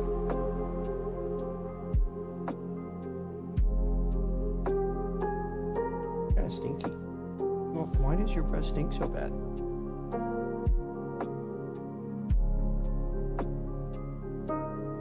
Okay. Now, the refactoring, which is M. Night Shyamalan's next movie. Okay. So what I have here, I have a building base object. It is an actor. I have all of these different modular buildings as well, which basically, for most of them, they just override the mesh and then the static mesh, and then there's like, they have sockets and stuff. Can't open the fucking viewport, apparently. Can't wait to see what happens after I do the refactor, but there are like these sockets, basically, that need to stick around as well.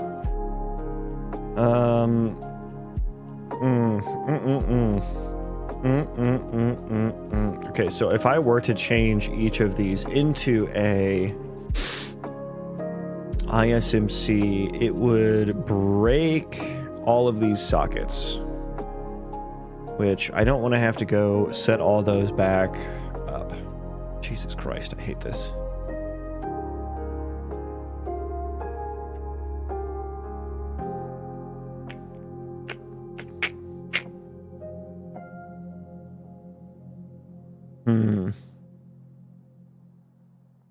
Okay, so thinking about the future as well here.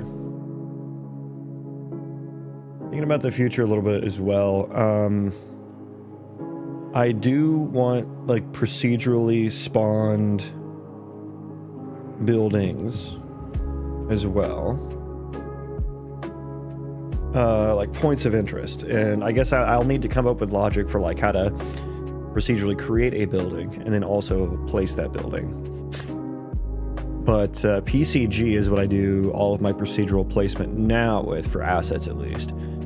So that does create instant static meshes, but it parents them to whatever the PCG component is parented to, whatever actor that is.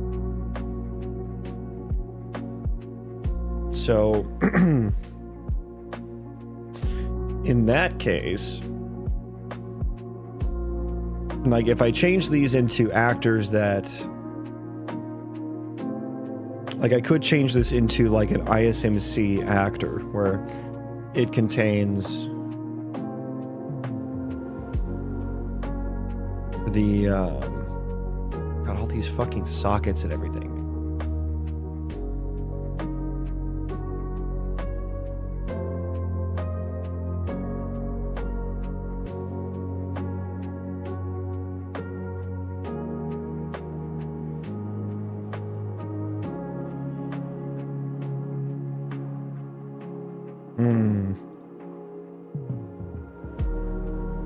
I mean, I guess I could have an actor.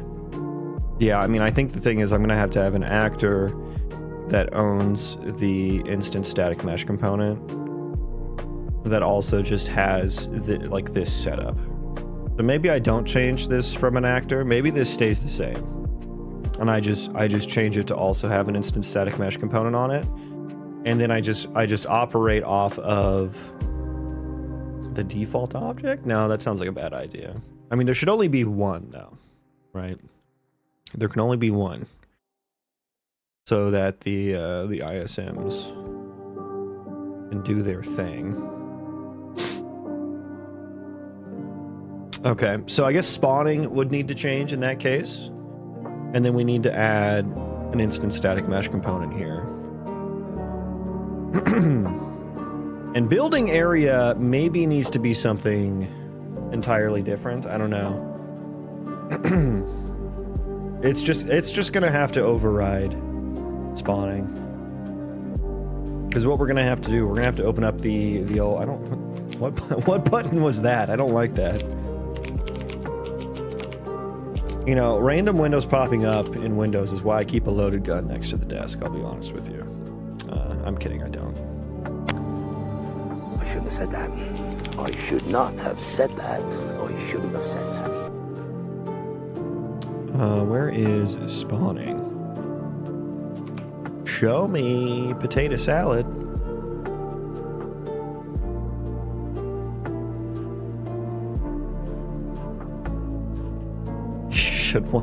I have one on my belt at all times. You got a lot of enemies or something? I mean, with the Gestapo out there patrolling the roads, maybe that's a good idea. I don't go outside, though. I try not to go outside. It's scary out there. It's dangerous. Try build. Okay, there's a spawn. There's a couple different places to spawn. So yeah, spawn building object returns an actor. Yeah, so this kind of stuff is going to need to change. Finish place build. The actor. This is building utils. So we take the class. Yeah, maybe I'll have like a maybe I'll have, I need something in, you know, I need a map of class to that single building actor. right? Where would I want to store that? Where would I want to store that? Global static question mark? Probably maybe just in game settings or game instance. Game state. Not game settings, game state. Game state kind of makes sense. Although I don't want to have to... I don't want to have to...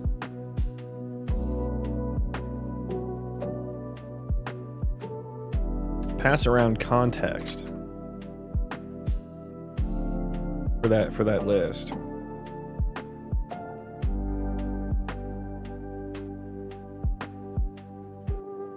Could do one per colony. Could store it one actor per colony. Would that give me any benefits?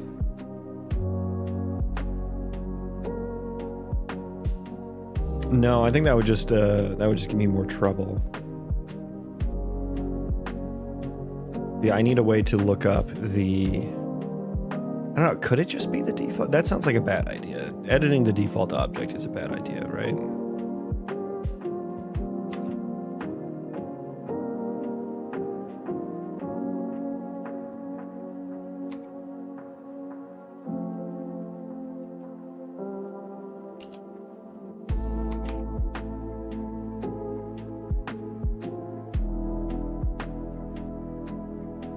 Yeah, I could just put it as a static.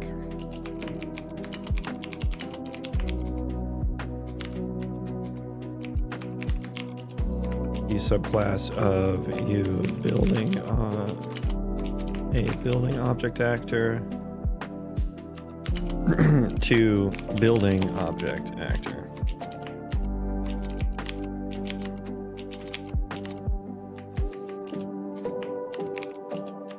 I mean, I could also just get actor of class, but I would also need the world there.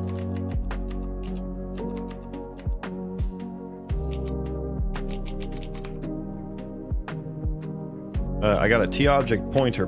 That's not what I want. So I could do a static inline. How bad of an idea is that? Usually that's a bad idea, but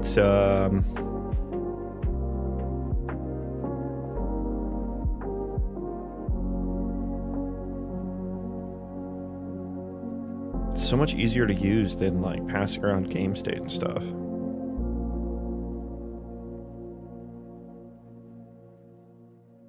You really inspired me to finish my side project. Congrats on your side project. What was it?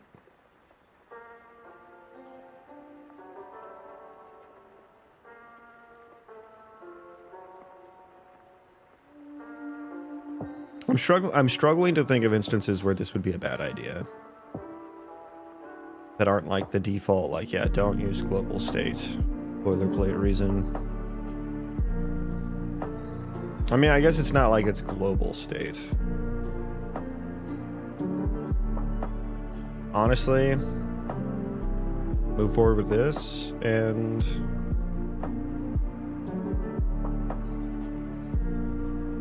we're good. Yeah, I think just move forward with this and we'll be fine.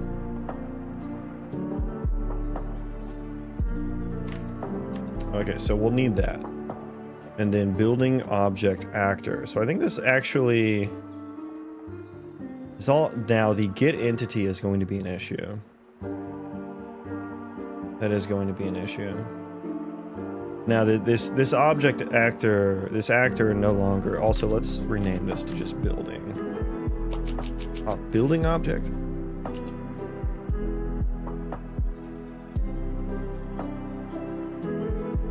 Actually, let's rename this to building base. Or base building, a base. No, building base sounds better. Yeah, you can change all those too.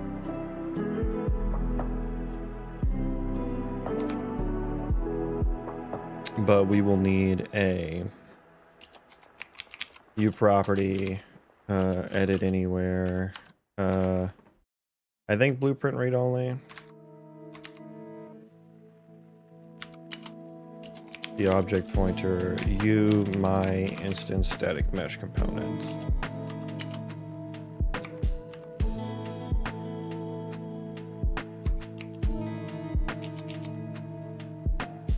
Okay, that's not, hang on. That's not what I wanted to do.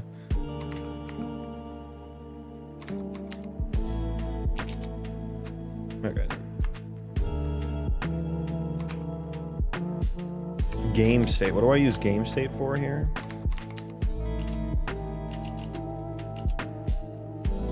Oh, for the do I even use this function anymore? I guess I do use this function.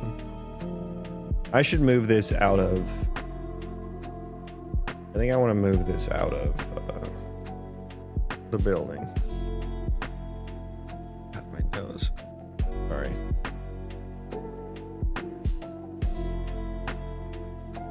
Game state used here. Yeah, these ones I kind of want to move. Is valid hit, I suppose, as well. Where are you used from? That is, yeah, okay. Yeah, I want to move these are just kind of like messy here. I want to move them.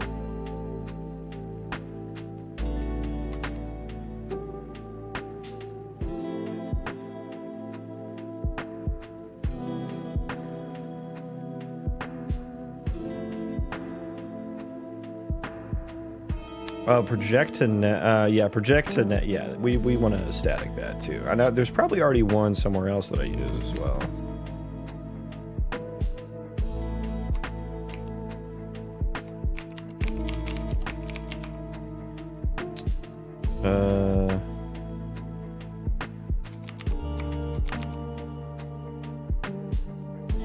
There we go. Okay.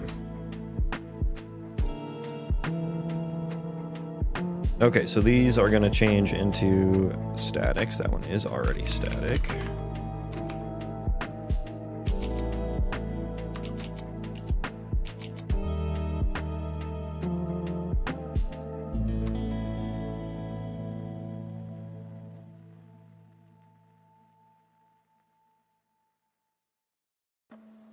And generate interact points. I guess I'll pass the A building base here. It's gonna take a lot of getting used to calling that building base here.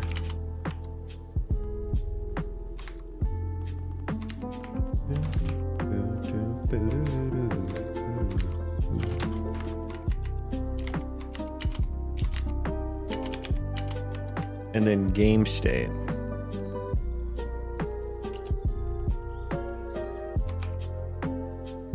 Yeah, I'm getting the eight. I think I can get the nav mesh from the I think I can get that from U navigation system.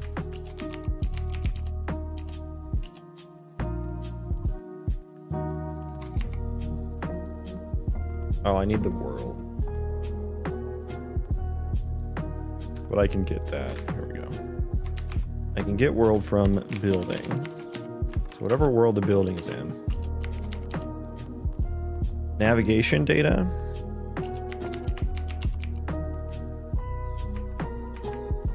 The nav agent properties.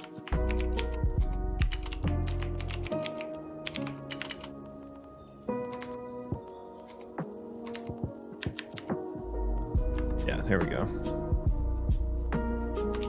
Now that fits on one line as well. Okay, so we don't need game state there anymore.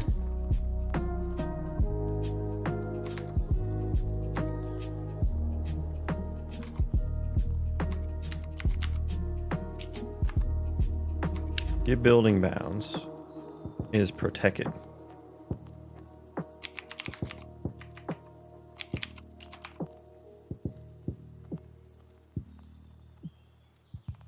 Generate interaction point.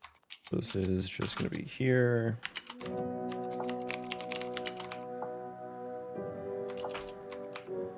Make a const, why not?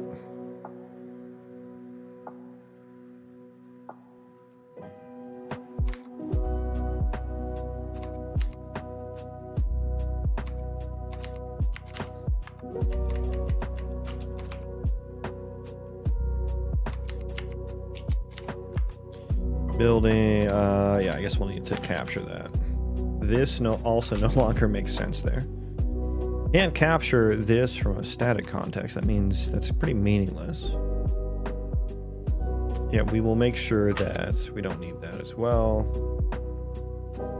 Oh, should I put this into a little function? Like get nav agent height? Yoder, welcome in. I'm well. Yeah, maybe let's pop this into a little function here.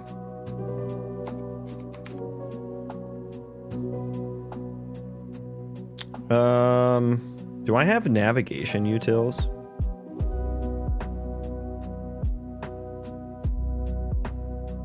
I have so many utils, man.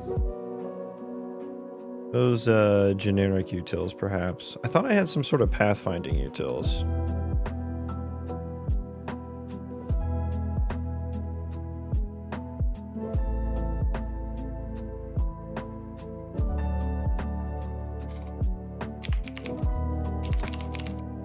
Draconin, welcome. All is well, yes. Temp check. Oh, we're down to 6 degrees outside now. You're supposed to get a big snowstorm this weekend. Do you like abrupt transitions between biomes and games? Kinda, yeah. I think I've said as much many times on the channel. But yeah, let me actually. I use this reference all the time. Let me see if I can find a video of it. Barrens to Ashen Vale transition. How to get to the Barrens from Ashenvale. This is going the opposite way.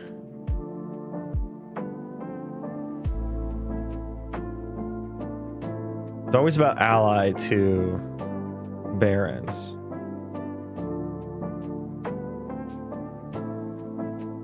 I guess this will kind of like show what I'm talking about though. Hello and welcome to this. But like this is, can you show a little bit of Ashenvale? There's the Ashenvale map, very green and lush. There's lots of purples and blues and stuff, lakes.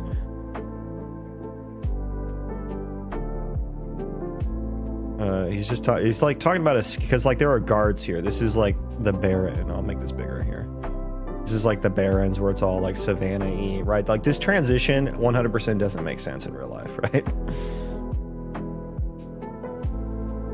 Like there are like super lush trees and stuff like that, and then they kind of get dead, and then this is Barrens, and these trees start to thin out too. Like those trees don't actually show all of in all of Barrens. But yeah, I like how different it is. Fortunately, we're getting more of an ice storm. Yeah, ice storms aren't fun. Ice storms fuck shit up. There's kind of a better view of Ashenvale.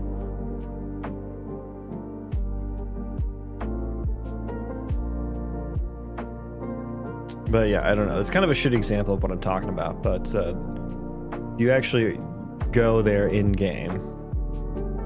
I like some smoother transitions, more like in Tears of the Kingdom. Yeah, I did play Tears of the Kingdom. But yeah, I know that they, you know, there's only like 4 or 5 different biomes though in Tears of the Kingdom. And I was trying to find a place to put get nav agent props. Generic utils it is.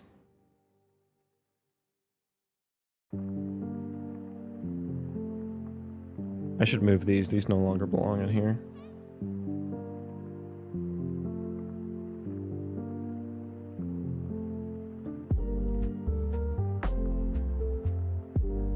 Dude, there so is a place.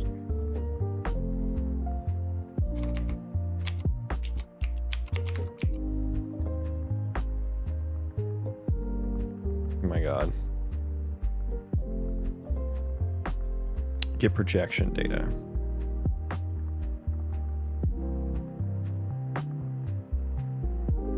Oh, it's in it. Yeah, it's in here. Pathfinding. Yeah.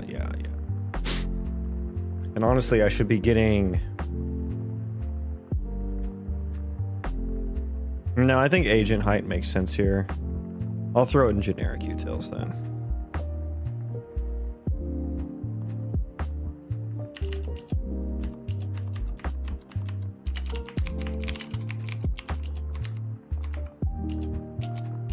U function, blueprint callable, blueprint pure, static, float, get nav agent. height. And then I just need a const U object world context.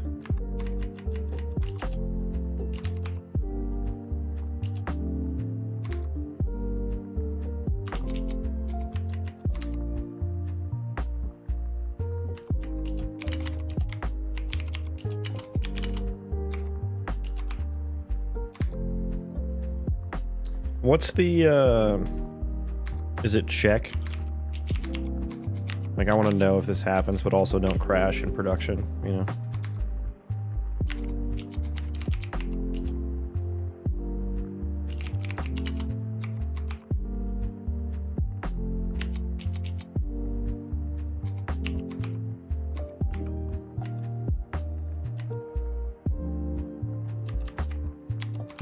How does this, wait, how does this work?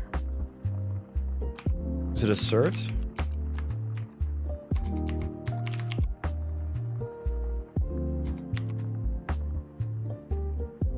I thought you could also do this in a if block.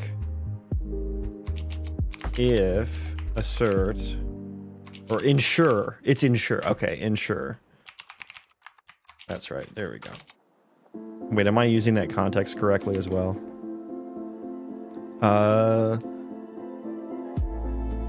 No, I think I have this backwards. There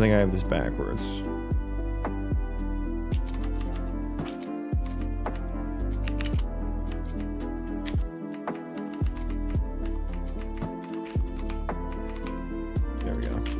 Okay, that's what we want right there. And then let's, meta world context. There we go.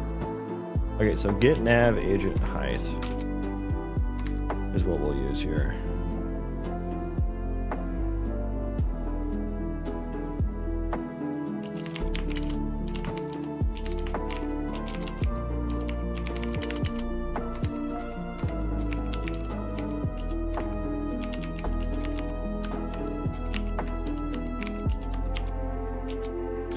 Nav agent height. There we go. Copy that. We're going to use this also right here.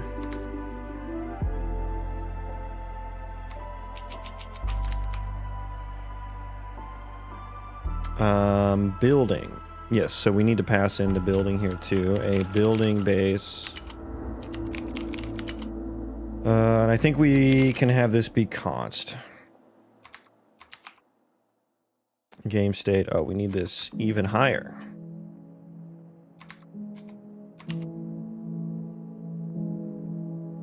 Puri buff. Hello.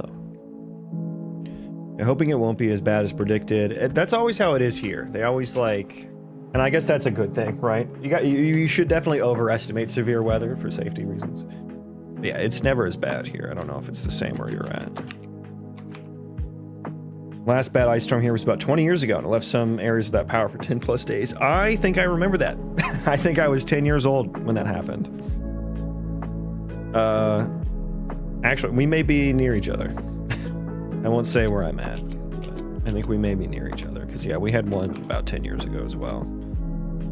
And yeah, there was a transformer in front of our house, and I remember it exploding. And like, red, it was red and blue. It was crazy. It looked like a fucking firework. It was like red and blue. It was like right out in our front yard, basically. It was crazy. But I remember going out, I was a kid, so like we had a trampoline and we broke the fucking trampoline. We went to go jump on it. Cause like usually when there's a bunch of snow on the trampoline, it's kind of like fun to jump on. And even sometimes when there's ice, but it was so fucking frozen that we just fell through when we started to jump on it.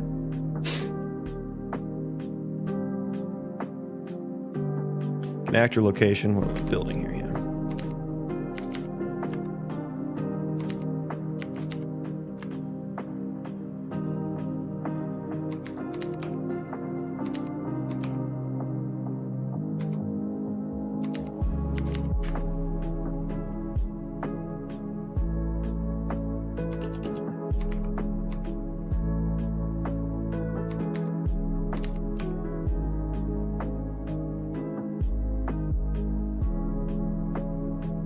What are you saying here? Has no member.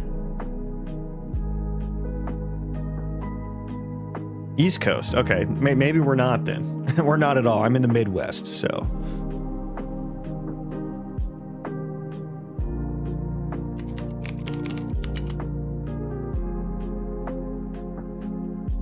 But I imagine that ice storm, was it in February? I think it was in February, the one I'm thinking of.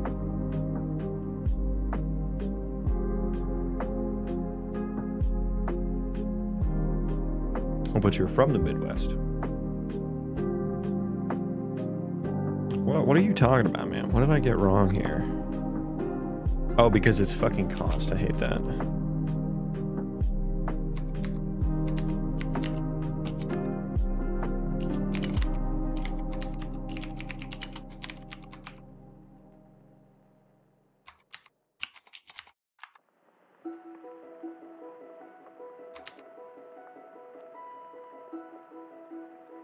Okay, project point. Now, let me look at the U entity utils.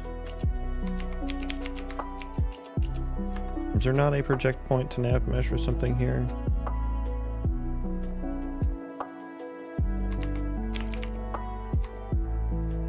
Pathfind for entity.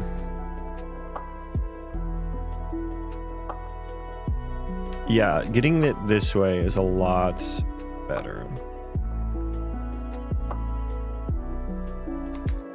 More gooder.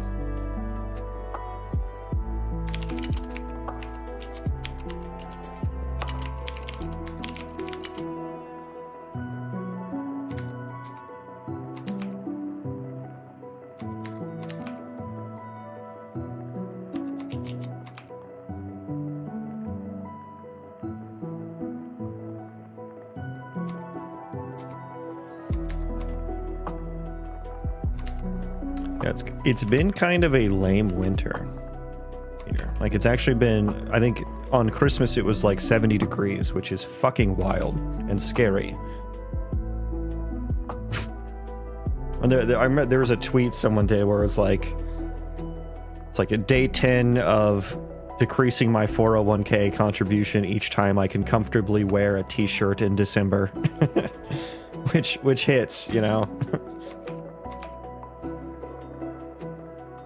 It's like, yeah, if it's 70 degrees now, and I'm supposed to be around for another 40 years, 40, 50 years maybe, 50 if I'm being generous, like, yeah, I'm gonna move north, man.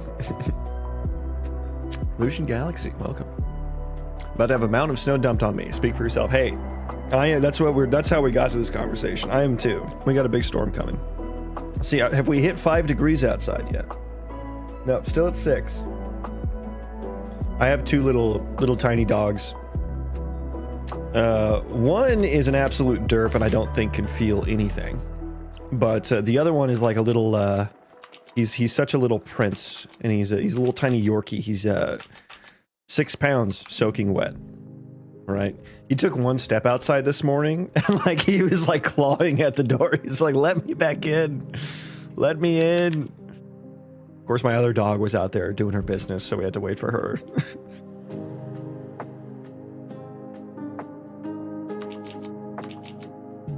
But yeah, I was just saying, it's been kind of a lame winter up until now, where it's like, it hasn't, I like the cold, so I like it when it's a little chilly out. Makes me feel not as bad for not going outside, makes me feel cozy. I just want to go snowboarding after the storm, so yeah, the snow is good. It was fun.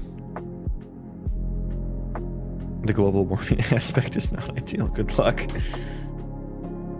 I prefer, though, it's part of why I moved east from the Midwest. Ah, you're one of those warm people. Anyways, let's make sure. I will need to rebuild here. Let's make sure this works. I think there's got to be some places I gotta clear up here. Maybe it was in blueprints that I should have done that in.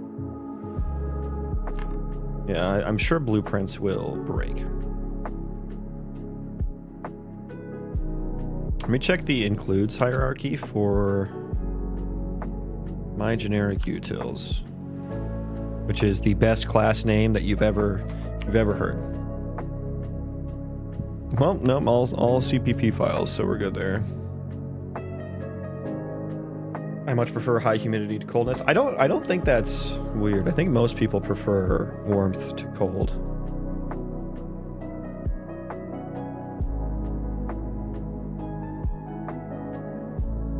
You know, I like sweatpants are cozy, right? I want to be able to wear sweatpants.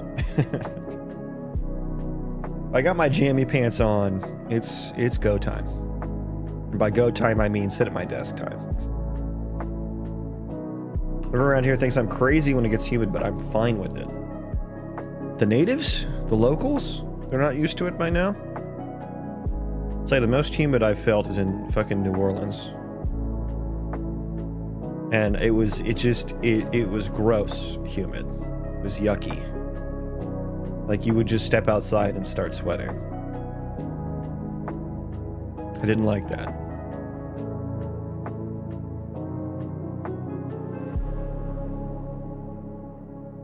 And the skeeters everywhere. We have a ton of transplants here. It's actually kind of unusual to talk to someone that grew up in the area. Weird. Yeah, I guess Charleston, right, is like a kind of... I'm sure that has like increased it because isn't is Epic in Charleston or is it Raleigh?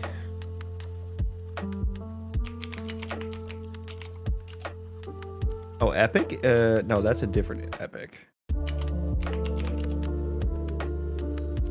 Oh, it's in Cary, North Carolina. Where are you at, Cary? Maps.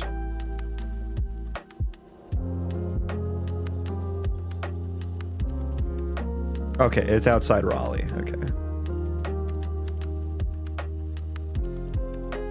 I've never been to this area of the world. Oh, Charleston is on the sea, I see. Oh, and then there's Charlotte, which is another big city. Yeah, y'all got some big cities down there, so...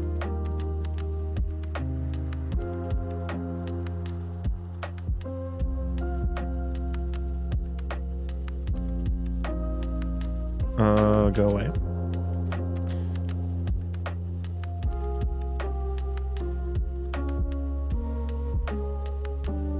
Like skiing and snowboarding, but otherwise I can't stand the cold. My joints get very painful when cold, and it's been that way my whole life. That sucks. It does suck.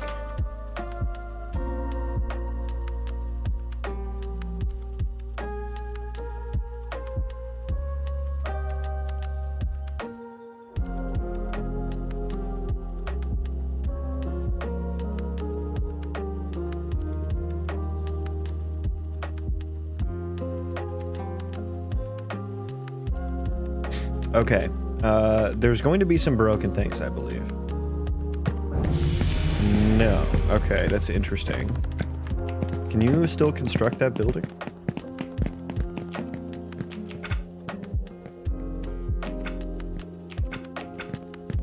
Yeah, okay, it, I guess I did wire it up and I didn't remember. Uh-oh. Yeah, he's stuck. Can I? Yeah, I can. You know what? That's all gonna change anyway, so I'm not gonna worry about fixing that. It's all gonna be broken anyway. Okay, so this is moving. Rotate around point. Where are you used from?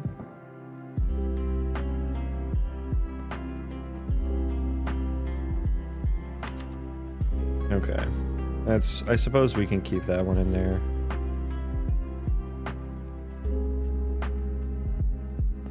Let's move this into utils as well. Kind of just a messy function. I want to get out of here.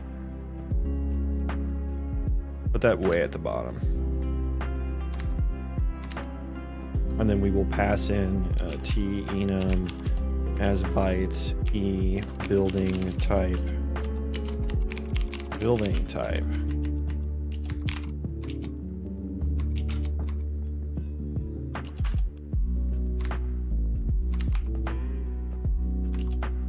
Change to static. No, it doesn't let me do that because it's cons.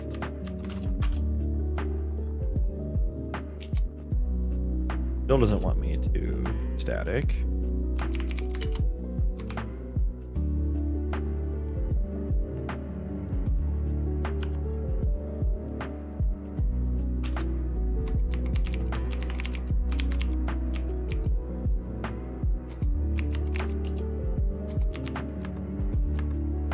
Get default socket name for building type, which do I have that somewhere already? No, I don't think so.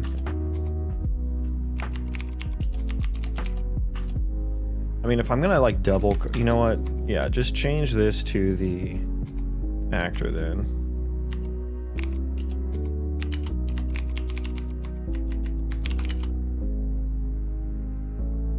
Default, I don't know.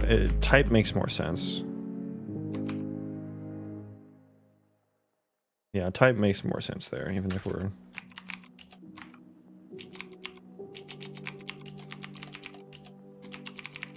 Which that's gonna need to change, but oh well.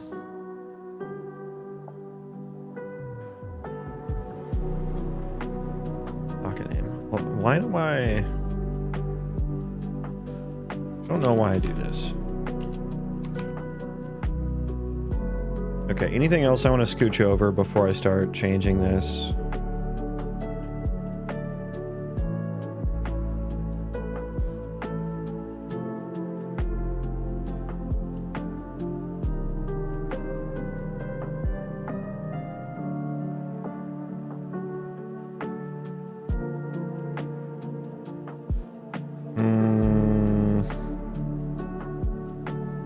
I don't think so.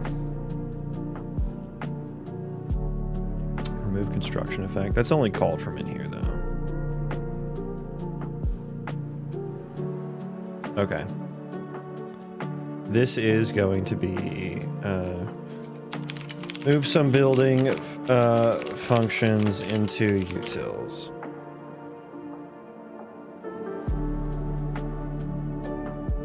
Commit and push that, yeah. Okay, so here is where we need to start. I put the ISMC in here and I didn't even end up doing anything with it. That's fine. That's fine. Okay, so we need to initialize this. Construction progress widget. Oof, that's going to be an annoying one.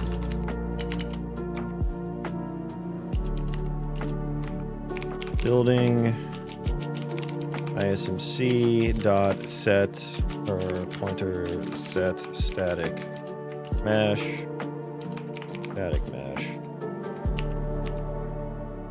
Can I do that? Oh, it's a right. That's a static mesh component. So do that. And I guess all the other settings can be set in blueprints. Although I hate that.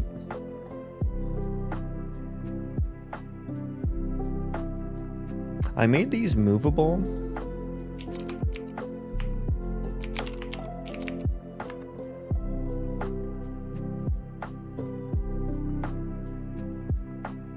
Yeah, I think stationary makes way more sense.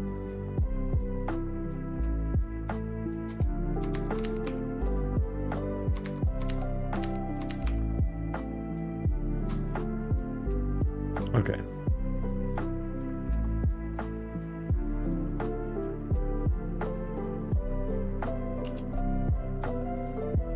So construction progress widget. I should change that into Lyra, the Lyra indicator system that I copied over. Dude, I need a sweater. It is getting chilly. It is getting chilly.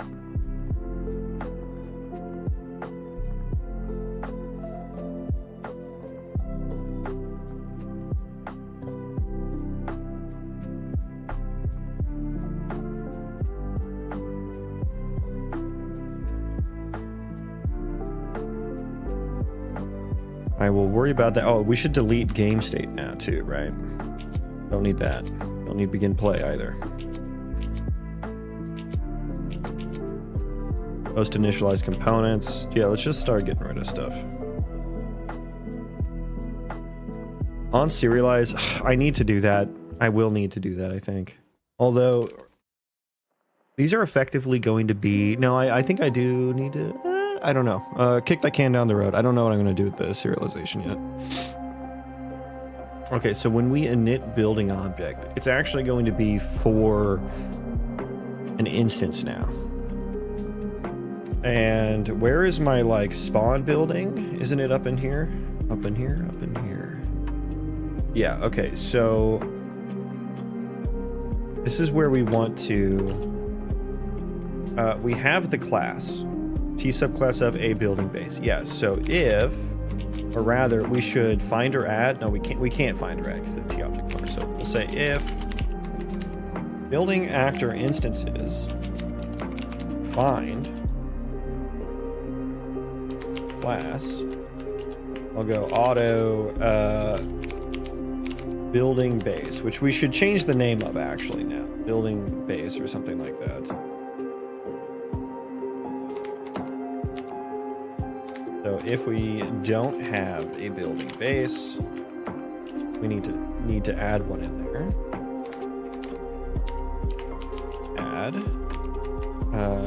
class, and then we can do this bit here.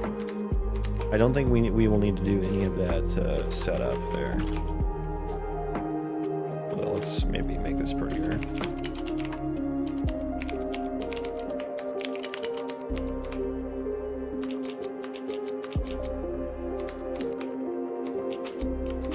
There we go. Okay. So we have the new building actor, which I hate the name of this now because this isn't the actual building anymore. It's not going to be.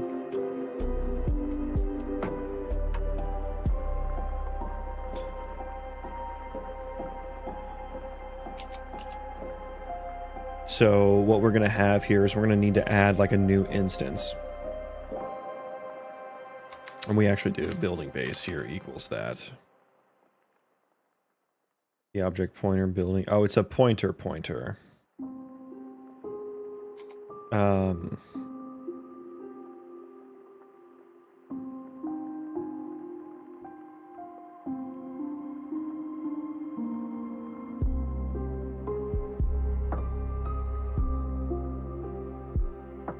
Okay, we'll do this.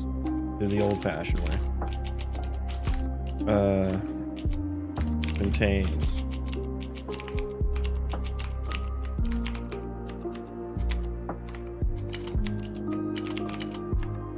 Contains, and then we will go a building base. Pointer, or we don't need that because it's going to get reassigned in all paths. Building base equals, just get it, otherwise do that. Yes. Okay, so we have the building base, which let's just call that building to match up with what it was before.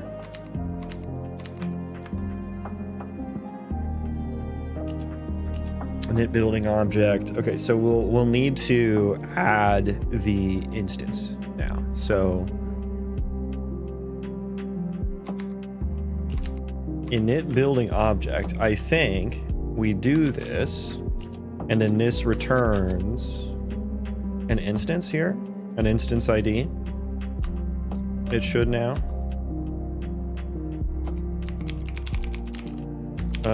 Primitive component ID or instance ID? I forget which one. We'll figure that out here in a second, though.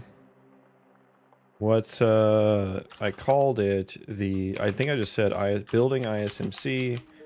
Add instance by ID. What do you return? You return primitive instance ID. Okay, I guessed correctly. And I will need the transform passed here. That makes sense as the first parameter, methinks. On transform.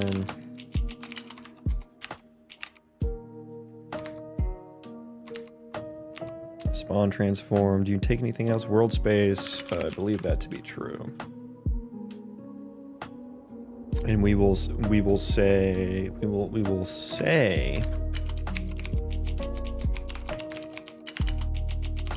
that right there. So now All of this state we don't want here. We don't want any state here. So these kinds of things. Entity archetype actually can stay. Building data handle needs to get fucked. I'll be honest with you. What?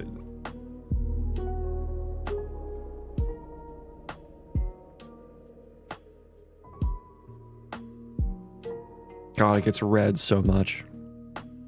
Did I close the engine yet?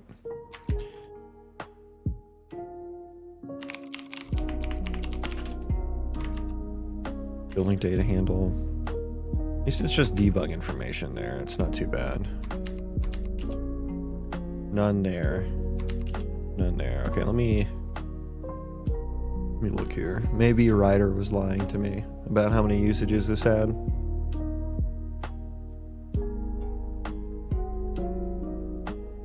Okay, so no, we're actually good. We're actually good. We don't have to worry about that. Really only where it matters here.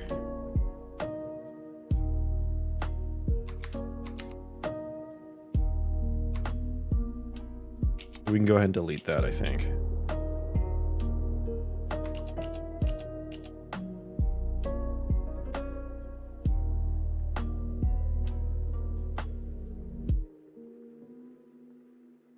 And then the building entity data, I think, is this where we want to put the ISMC ID? I think so. This is a massive, this is a massive fucking struct.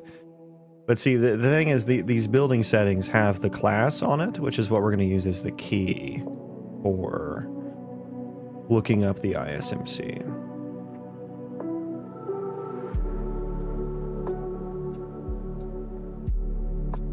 I could also just maintain a map on the actor, just a T map of entity to instance ID.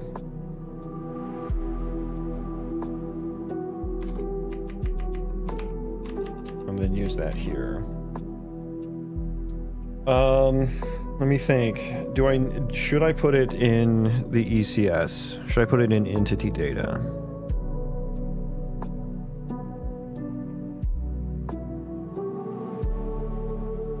I mean, I can work my way. I can look up stuff either way. I'm just trying to think of like what would be the most clean.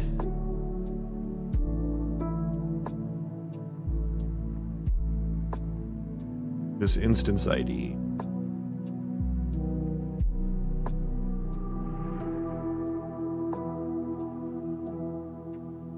So if I put it in entity data, I have a map of entity ID to instance ID, but I don't have it the other way.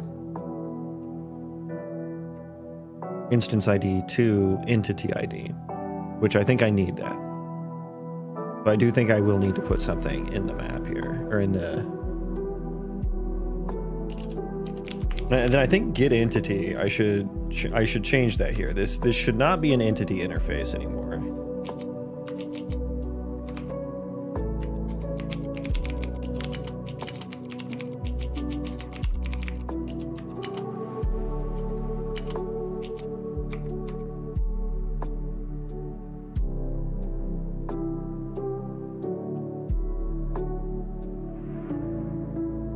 That doesn't make sense anymore either. God, it's gonna break so much stuff. So instance ID to entity map. Add instance ID entity. We do want to spawn a new entity. We do want to spawn a new entity. I don't know, return entity or instance ID here? I'm not sure. I think I want to let's just do both here, and then I'll kind of find out which one's better. So let's go ahead and make a new piece of building data here. Where's my old? Where's it? Building entity data. Jacques, welcome in. What's good? Just doing kind of a giga building refactor right now. I think I want this as a separate struct. F building F entity instance ID. This can be a generic one, actually.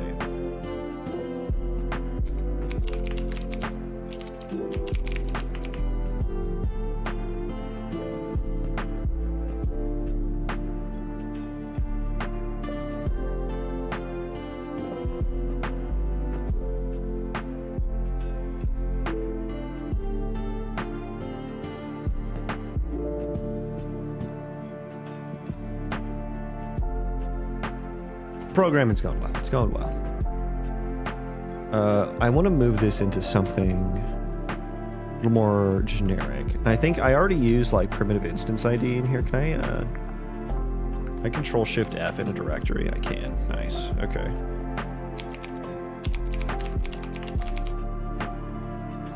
ISM entity data and then world item entity data.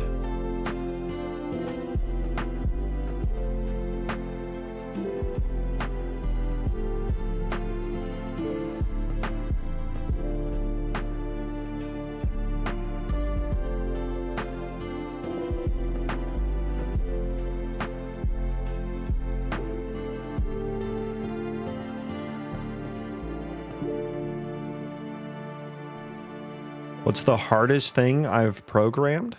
I have no idea. I don't know that I categorize the things I programmed in that way in my head. I mean, this game overall, for sure, has had the most challenges to overcome. But I don't know, like the single, like, if you wanted like a single problem, that has been the hardest to solve.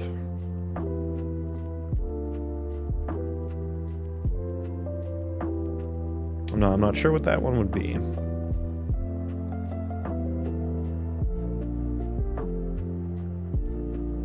Maybe just the procedural terrain overall. Like getting marching cubes, like customizing it such that,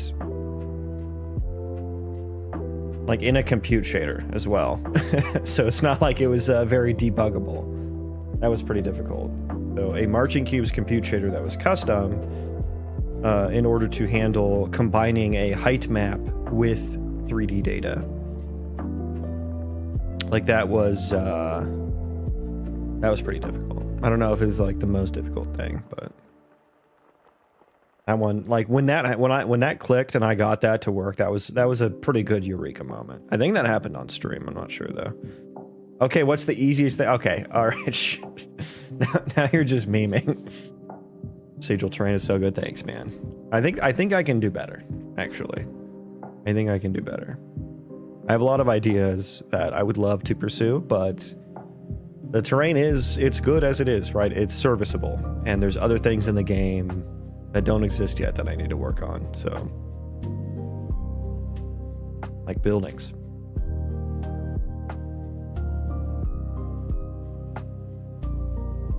But I mean, like, it's like once you solve something, like it's solved, you know? Like the easiest thing I programmed, hello world. But like at the time when I did that, I didn't know what the fuck I was doing. So yeah, that was hard.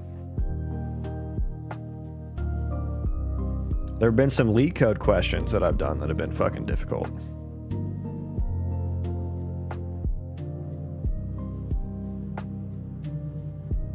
Don't remember a single goddamn one though.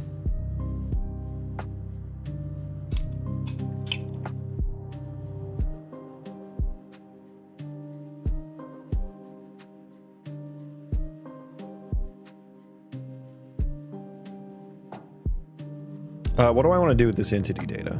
I try not to remember any lead code. And then you got to study whenever you change jobs. Should I make this generic, I guess is what I'm saying, where we store the ISMC pointer and the instance ID?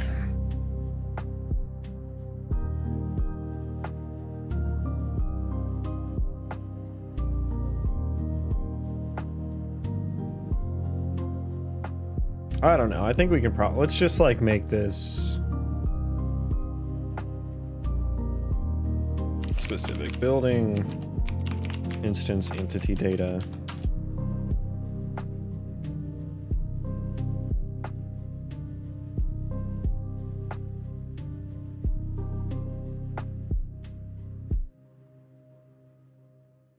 Let me think here.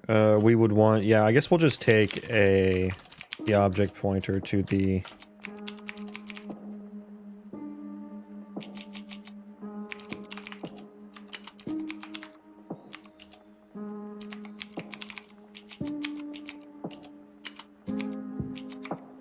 I guess we'll just do that for now.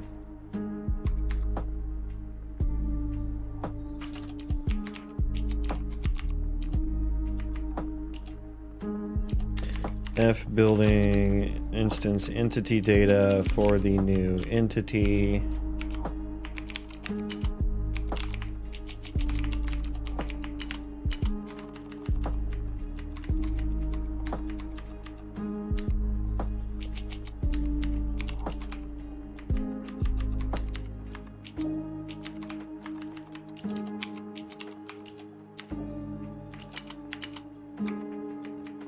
Okay.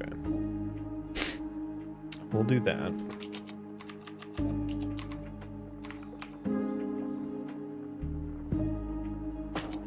Okay, so that's all like set up.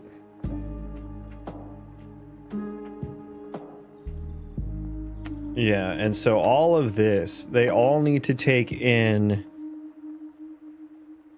either an entity or an instance ID.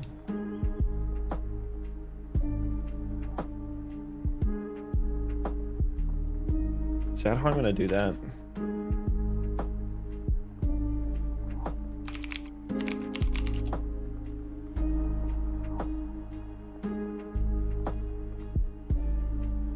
On begin play, setup building. Like this all needs to like begin play, I can't use that anymore. It all needs to happen after like init building object. Which means yeah, that would take in like an entity or something. I think taking an entity makes the most sense here. So I think we have like the instance ID and stuff like that. Let's go ahead and make init building object. I think this should return. I think this should return an entity.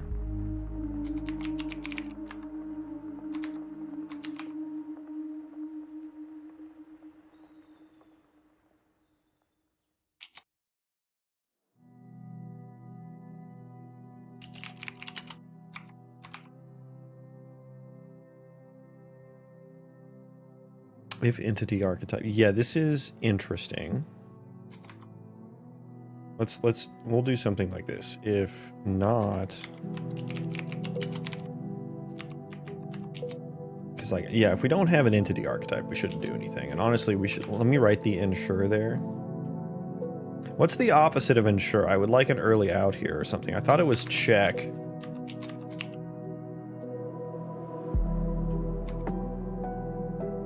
Verify? No.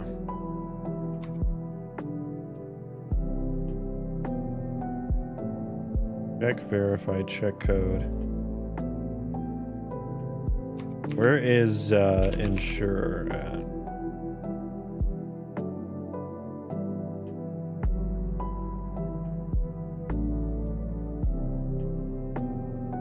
Oh. Okay, I didn't know about this. Rather than crashing, an error report with a full call stack will be logged and submitted to the crash server. I had no idea. I thought that that was just for like a search, like in development mode, it would take your debugger there.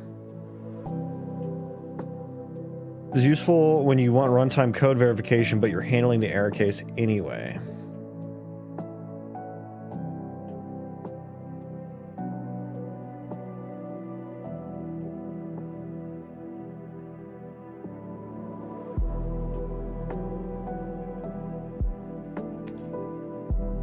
It is safe to execute as a pointer dereference is wrapped in a non-null pointer conditional block.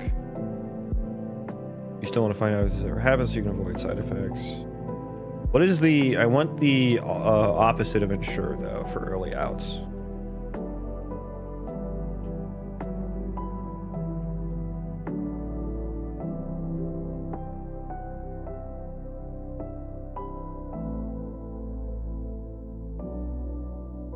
Where is the actual ensure definition?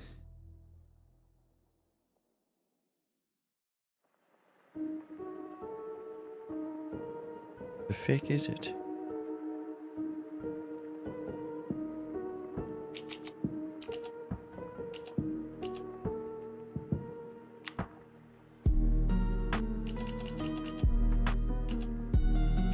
Where, I mean, there's got to be one, right? What's the opposite? Okay, hang on. Unreal Engine. What is the inverse of ensure?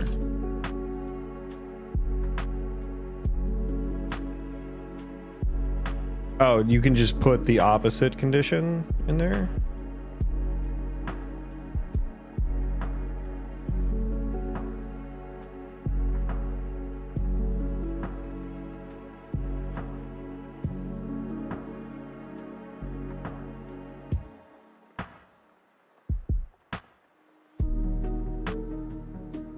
Okay, so ensure.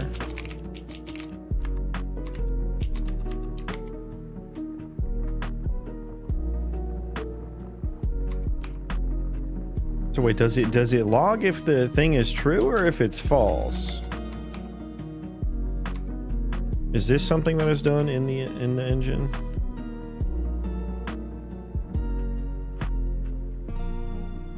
Yeah, okay, so this is how you handle guards, I think. I think that answers my question. Yeah, you just throw the opposite, you just throw a bang there in front of it, okay. Okay, I think that's good. Setup building. That needs to take in an entity.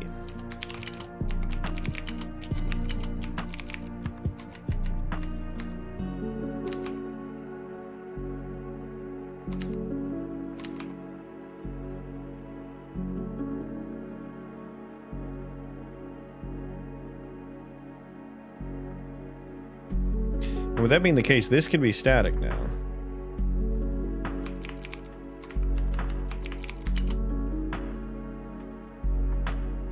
Yeah? Yeah. That one can be static. Setup building, I don't want to be static. Because we want to override it in blueprints. And then I think setup building goes here, right?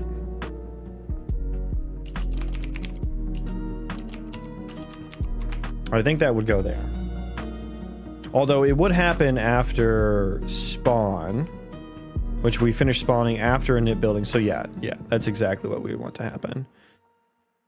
And I don't think we need that. Yeah, init building object. So let's call this like init building instance instead. I actually don't know. I don't know if we actually care about returning entity here.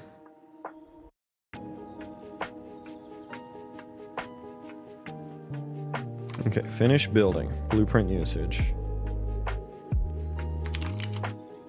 We're gonna have a lot of const f entities here. And so, yeah, once again, this can get turned into a static.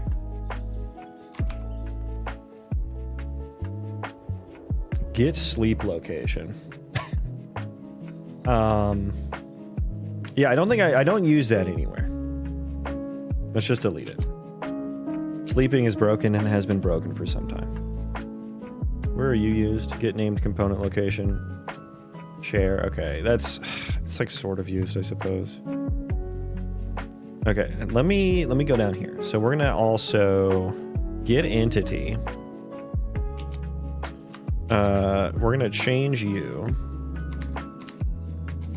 We're gonna be a little bit different.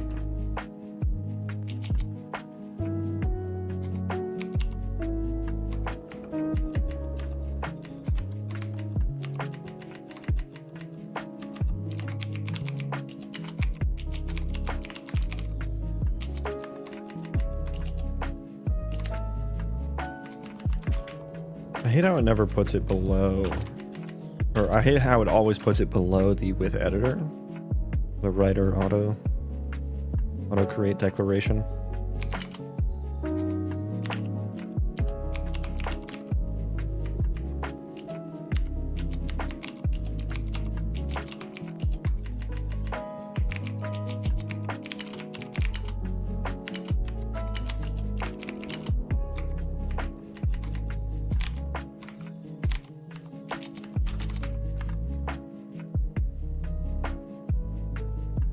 Okay, so we have that get entity there. Now the is interactable. The interact action, the construct action now, before I get too ahead of myself in here, the construct action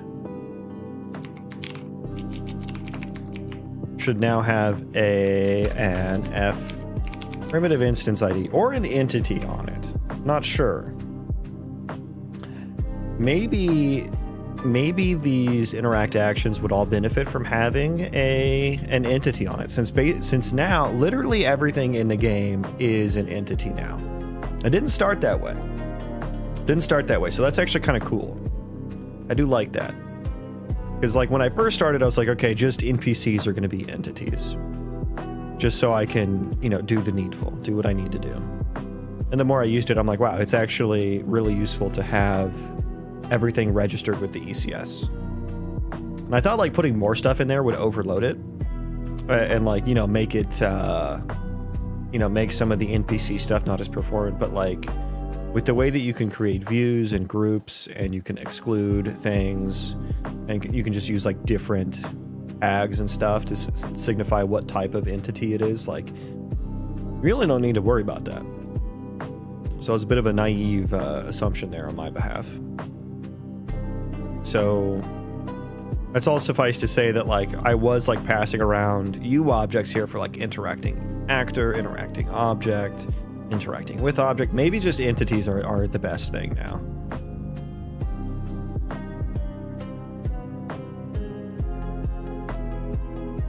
Food for thought. We'll keep it the same for now, just so we're not like, you know, changing everything. One thing at a time. Oh, finish building, remove item, this. Unbuilt buildings. Yeah, so this may need to change into entities here. Unbuilt buildings.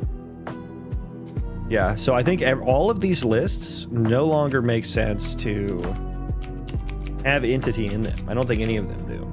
Because this building base is now an instant static mesh component actor. So no reason to do that anymore. More changes to make. Buildings equals entity. Walls already checked. Calculate. Ooh, okay. Yeah, I'm gonna comment this out. The room calculator doesn't work. And it has never worked. That was an early attempt. Okay, I'm gonna take a quick break. I need to go grab a sweater and run to the bathroom and probably take my dogs out. So BRB.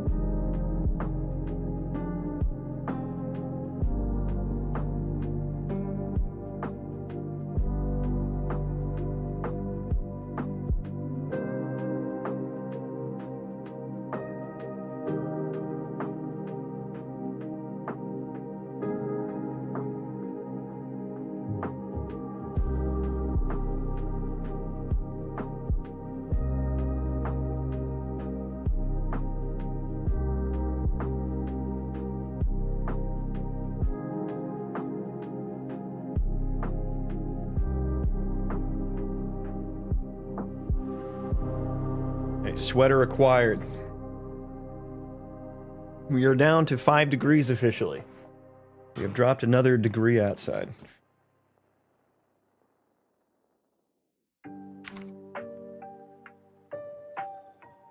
Okay.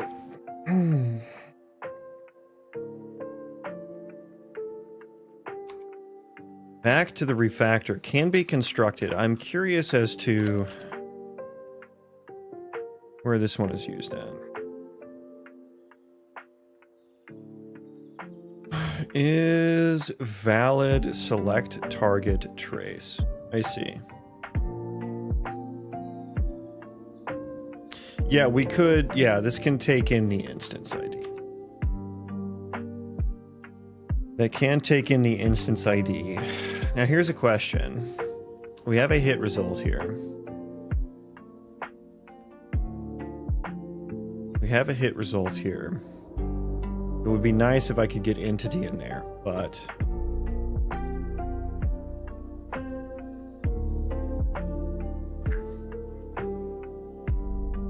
it'd be nice because then I could just go straight there. I want to find usages, please. What? Is this a local one? Hit result. Can I please find usages of this? Oh, it's the function param. Okay, that makes more sense, I suppose.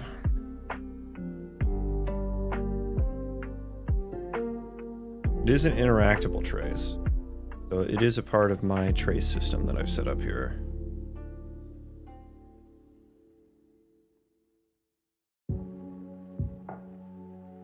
And it is returning a my hit result. So here, this type is my hit result. This type is my hit result. Okay, so we should. Oh yeah, we have the targetable here. Okay. Yeah, so we do have the entity. We should have the entity there. Let me just confirm that I have this set up such that it will populate it. I think I do.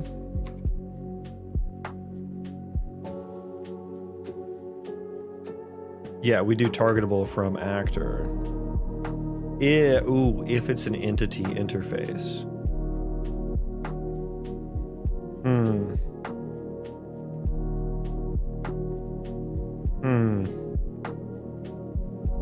So I will need to update this actually. So targetable from actor.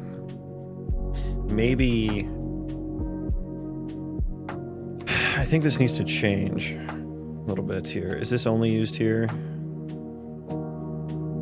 Targetable from actor. Yeah, so only in this file. But this needs to be.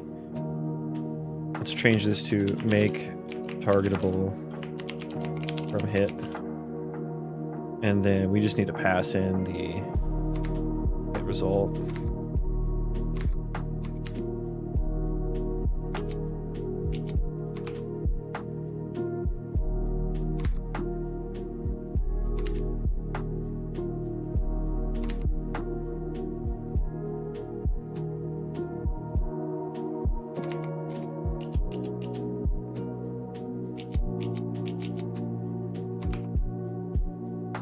Oh, this one.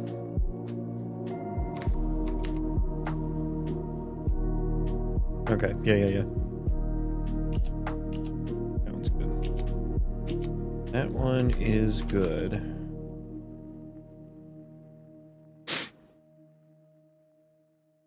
Okay, so then now once we're down here, I can still maintain the previous functionality of my hit result.getActor, check for the actor interface, call it, you know?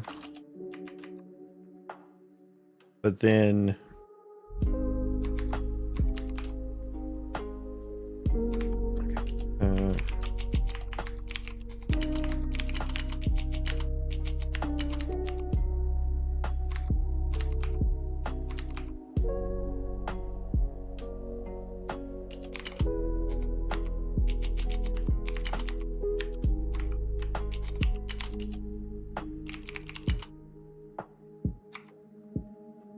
Okay, so yeah, so if we have an entity interface, get the entity and we can return it. Otherwise, if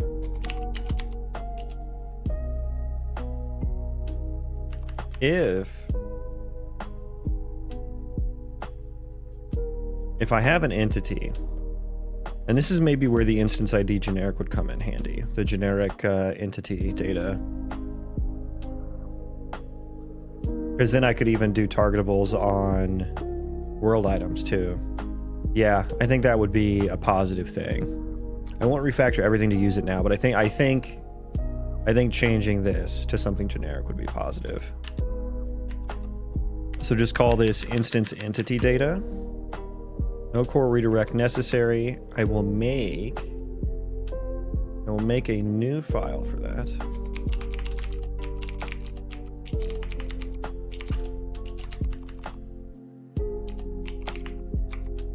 Fragment once. Do the generated file. Can I forward declare, please? Please and thank you. Thank you, please.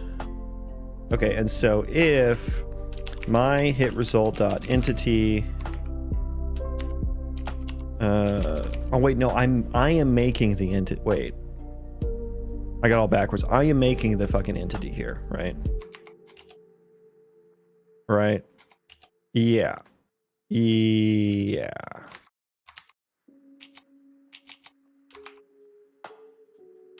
Why am I copying things?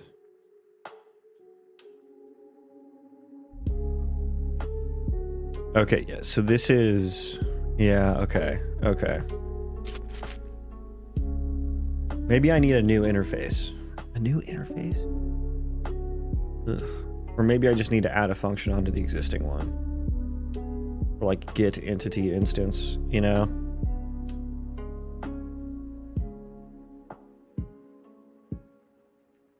So such that it has the index or whatever on it. I think that's what I'm gonna have to do. I think that's what I'm gonna have to do. Do I want to move this back? I mean, I don't know. I'm not too like, not too opinionated on it, honestly. I'll just leave it there. My hit result. I think I need to auto. Yeah, that's what I want.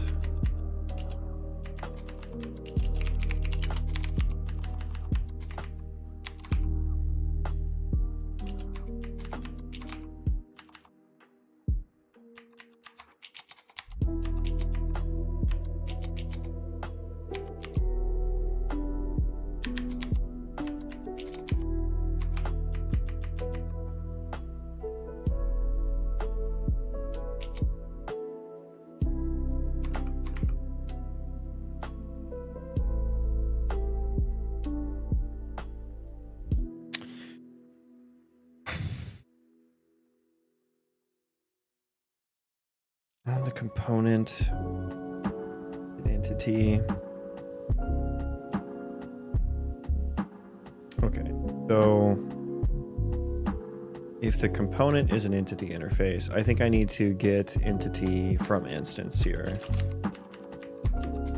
Blueprint native event? I did that because I wanted to implement this in blueprints too.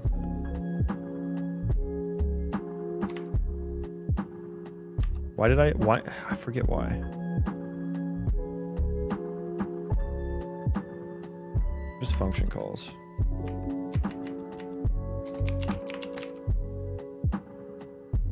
Yeah, I wanted inheritance for some reason.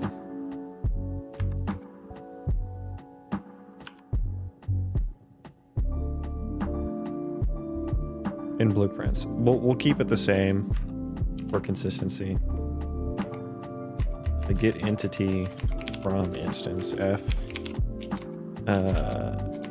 primitive instance ID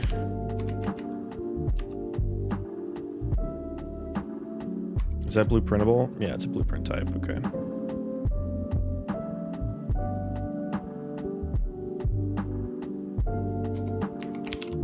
Oh no, but we don't want the ID, right?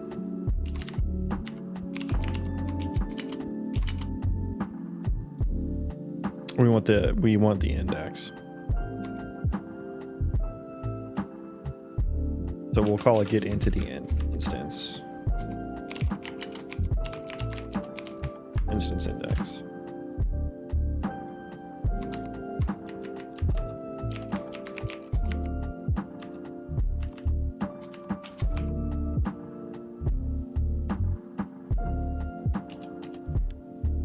Auto components.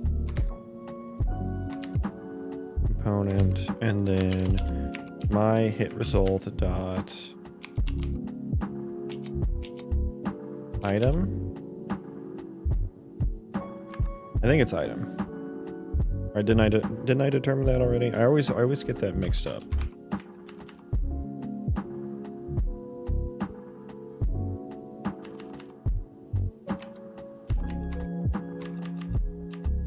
Let's also cast this. We will cast this to a U instanced static mesh component. Are there any components that are not instanced static mesh components that I would want to do here? Maybe? I mean, we'll just future-proof it. So change this to ISMC. God, such a long-ass signature. ISMC, okay.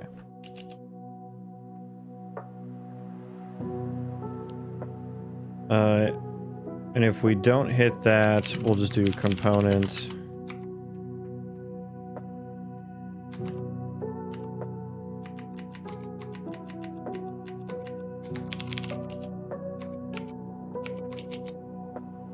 Component, and then if.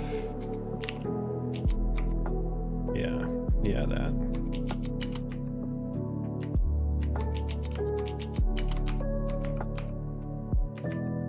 And that's what we want.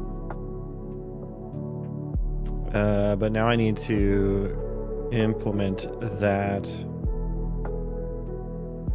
And I'm gonna call it on here, or rather implement it on here is what I would want.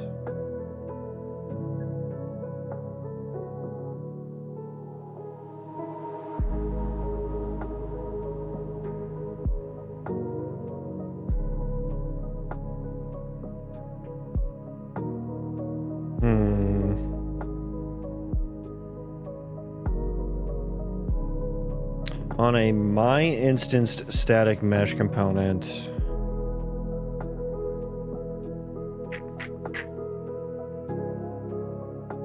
how would I do this?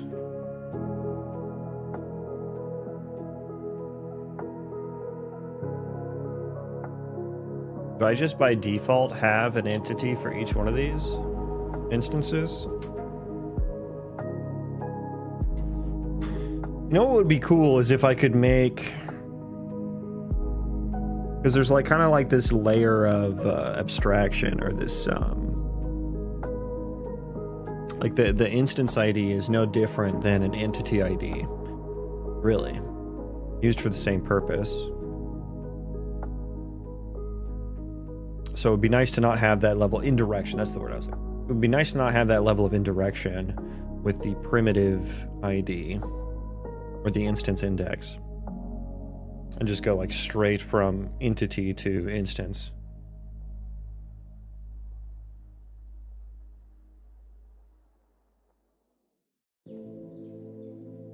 So I'm wondering now, because basically all of, I mean, I guess there aren't entities. Earlier I said everything in my world is an entity. That was actually a bold-faced lie, because not everything spawned is an entity. And I wasn't really thinking very hard when I said that. Buildings are entities, items dropped in the world are entities, NPCs and players are entities. things that are spawn, like the environment items, are not entities. That would be a fucking lot of entities. That would be a fucking lot. So no, not every instance static mesh component would have an entity. Okay, so how am I going to, where do I want to have this interface of like, hey, I traced against something, and it, maybe I just need to, maybe this actor should be an entity interface. This building actor should be an entity interface still, as it was. But it only implements the entity instance. And then we can say something like, if here, you know, if get entity returns an entity, because that's going to be the majority case, we just return that. If that returns a valid entity, then we do that. Yeah, that would be way easier. That would be way easier.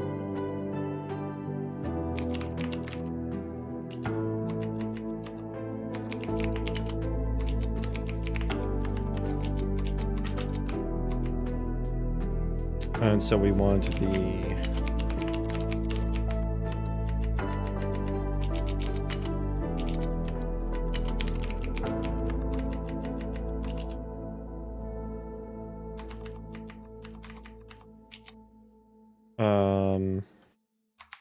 yeah, we do that. So it's going to be by index, but then I need to do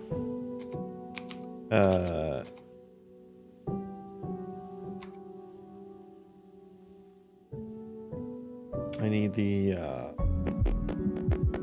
building ISMC index to ID. There we go.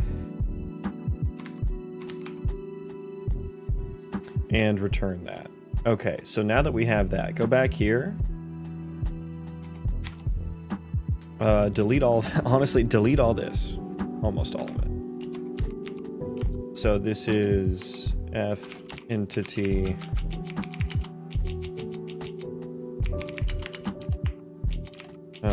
Entity, and I'll say if this entity dot is valid, then we return it. Otherwise, we do the next one, which is this one.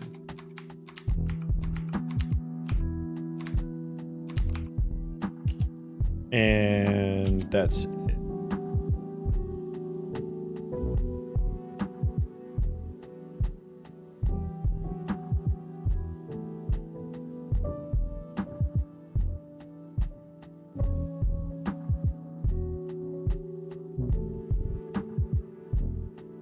Yeah, I think that works. That works. Okay, so all of that suffice to say.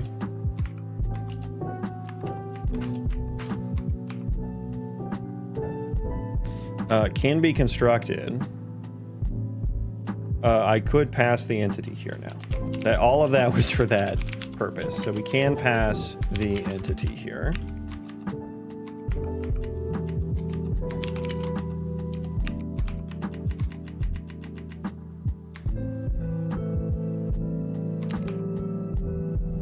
Interacting actor, we don't use that in here, but I think I will need that in the future. Check claim on building.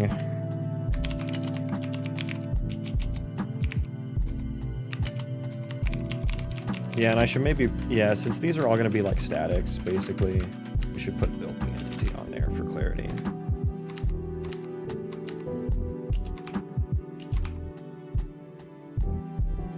So you can be static. You can be static.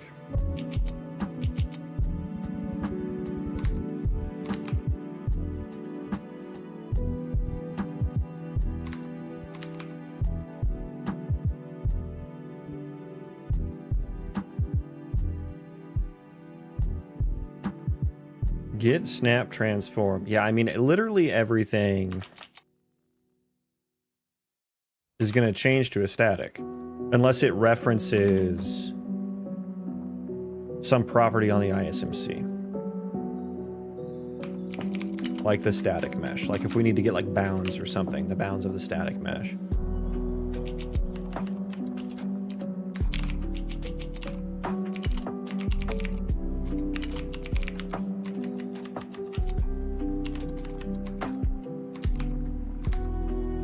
Right, and I just said to name that building entity, didn't I? And I didn't follow my own goddamn rule.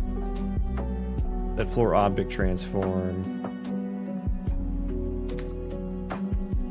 That floor target actor. Now, that's probably going to need to change too. Target actor.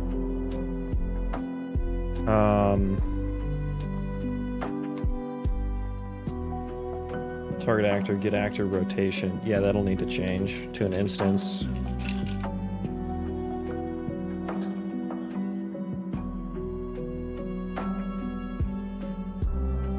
Let me think here. Again, I keep having to come up with this answer of like, do I use entity ID or do I use the instance ID? And I guess the answer lies in how this is called in blueprints and what they have access to. Get snap transform. Target actor. This is on the building component. So get target actor comes from like a hit trace, right? I don't see. Oh, there it is. Set target actor. Of course, there's just like a wrapper function for it. That's cool. That target building object. Bro, what are you fucking doing? Oh man. Set target actor.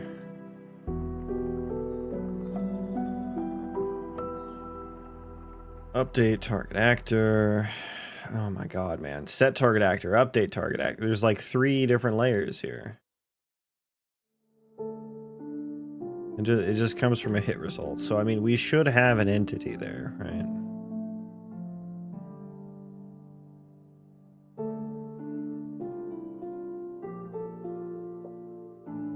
Should have an entity there. I don't currently have a rotation stored in entity data.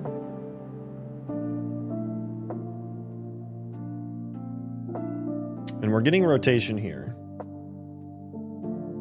Set float, get snap transform. It's like I can add some more data to entity data, but like I don't really need, I don't think I need the rotation data in entity. And since it's already stored as a part of the instance transform, I should probably just use that.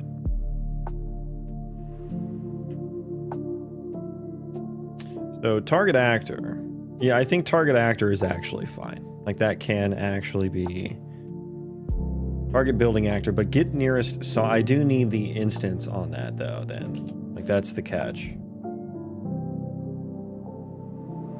If I'm referencing the actor, I need the instance that we hit as well. Which if I have the entity, I have both of those things.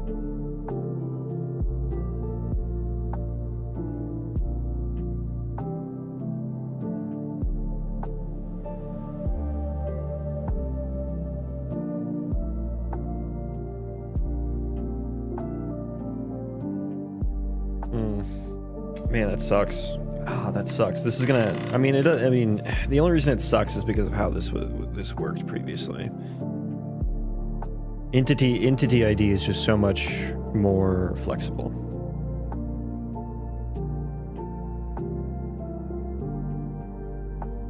Because then I would just use this right here.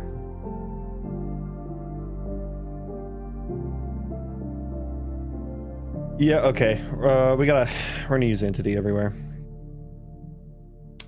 Const f entity target entity.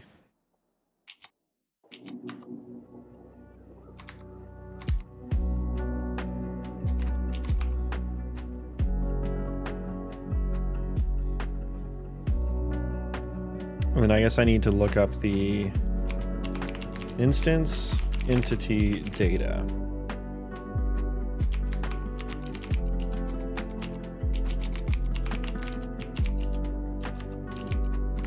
for target entity.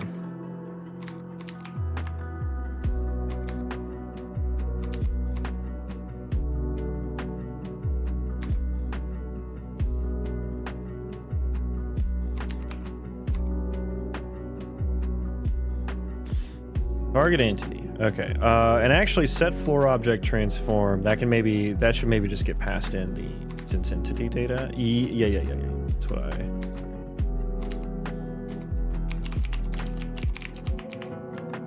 And I don't know actually. Should I I don't know if I should pass around that instance entity data or if I should pass around the ISMC plus ID.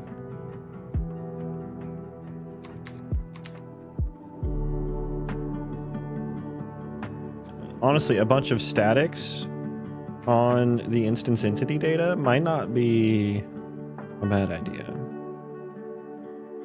Or you know, just like a set of functions here. Boom! Welcome in. We're doing re-snackers. So like a git f rotator, git rotation would be something like.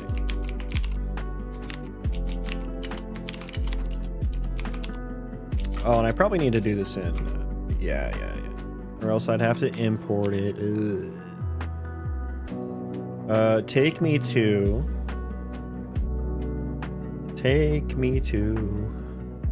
I don't know where I want to be taken to. I want to be taken to the private directory. And we want to make a new file for instance entity data CPP. We want to include the header file. Yes. Why didn't you do that?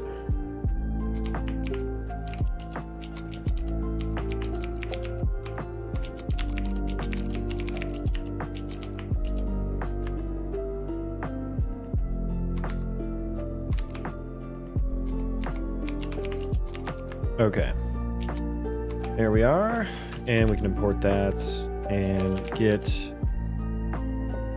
all I guess just getting instance transform is probably the better move here, although it's so nice to just be able to inline get the rotation.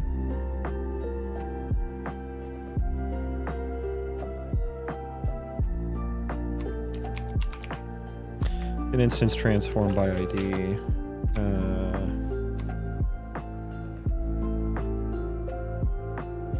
Instance ID, but not, oh, we need a right, it needs to,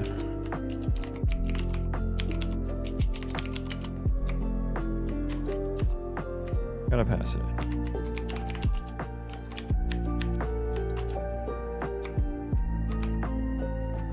So yeah, that would be what we want. So we take this, and then we can dot get rotation dot yaw. So that's kind of nice. That's kind of nice.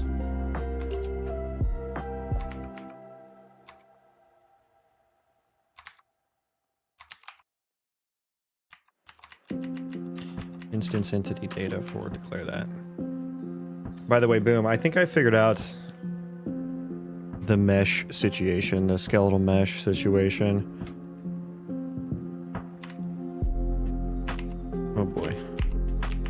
I was messaging you about. I think I figured it out. Like, I think I had some misunderstandings about how skeletons and skeletal meshes worked in the engine.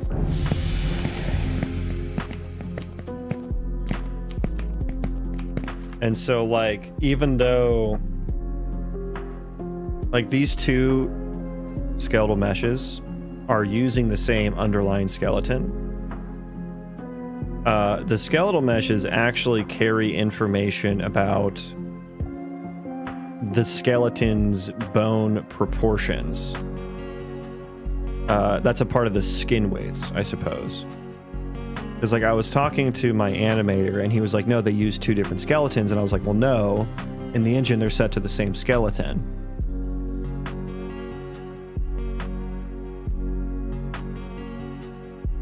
Yeah, I was confused as to what was going on, too. So I probably wasn't being very, very clear. Maybe let's not do this on the Nike one.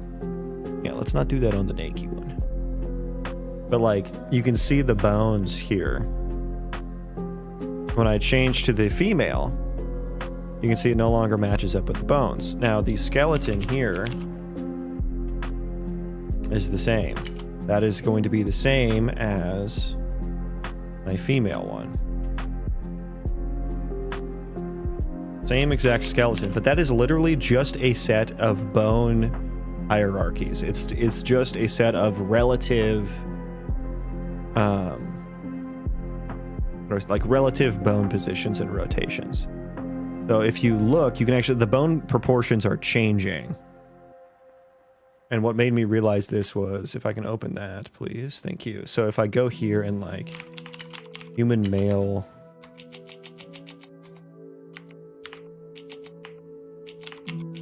I can type, man, which I can't. But here's the human male. And if you watch closely, even though this is on the same skeleton, the bones will change. Like that, those are different bones in a different pose as well. So I didn't understand that even though it's the same skeleton, there was a bit of a miscommunication happening as well. He meant different skeletons in terms of like what he sees in his software, I think, but in Unreal Engine, they use the same skeleton, but the skeletal mesh actually changes the skeleton proportions, which I didn't understand.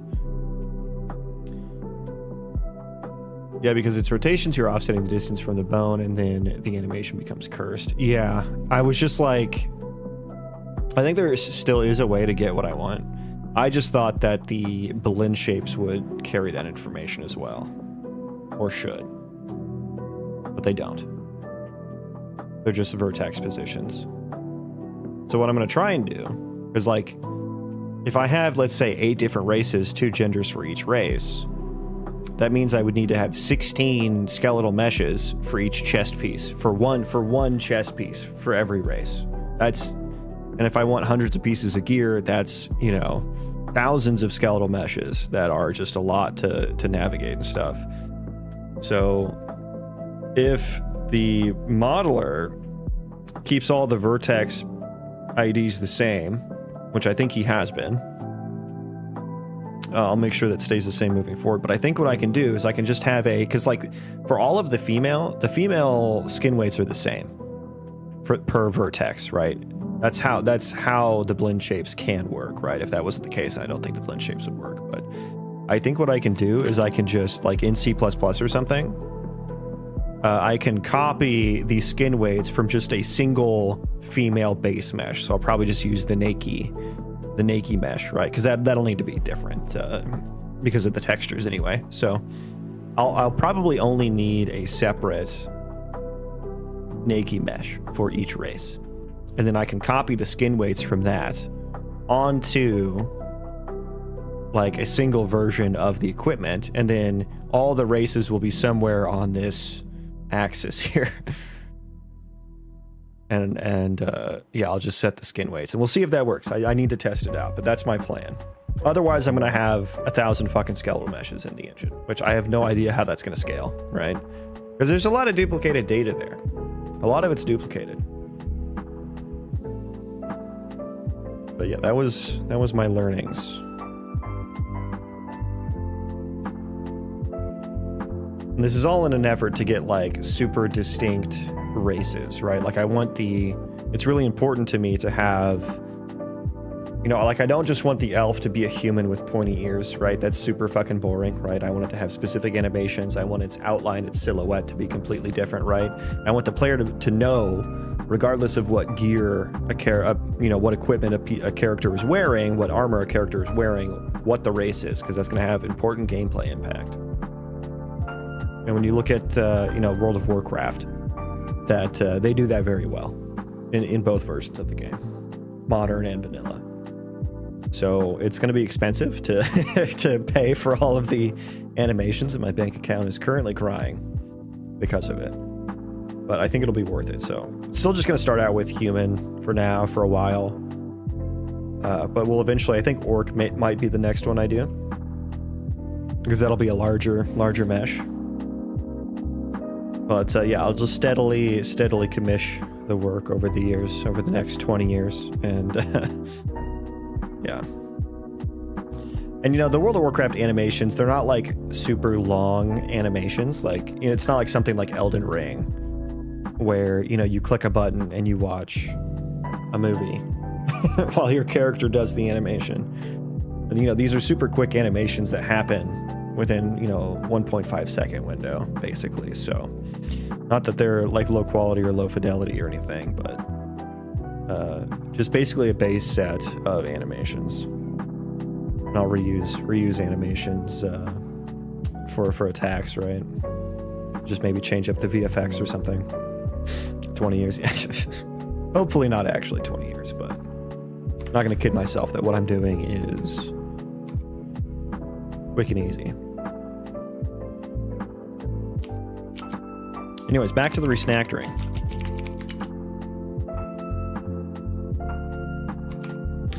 Get grid offset.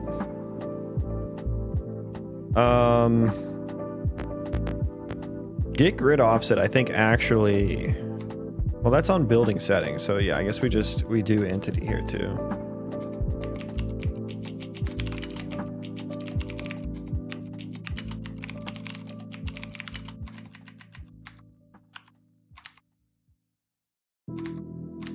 I wonder why I should just use AI to like just, hey, change every... Oh yeah, where I'm not passing entity in here either, am I?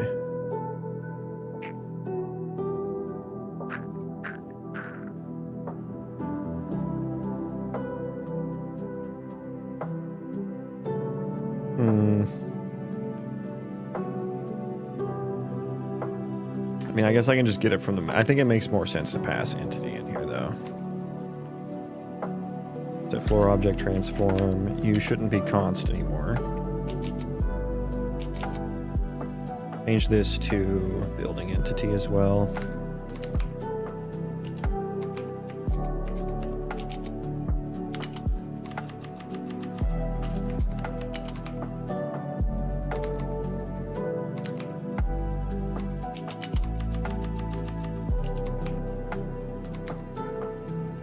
And then we can grab this.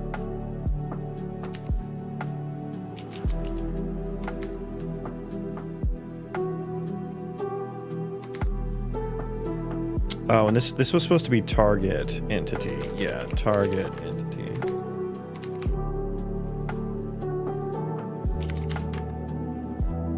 Oh shit, so I do need to pass in more here. I need to pass in both, right?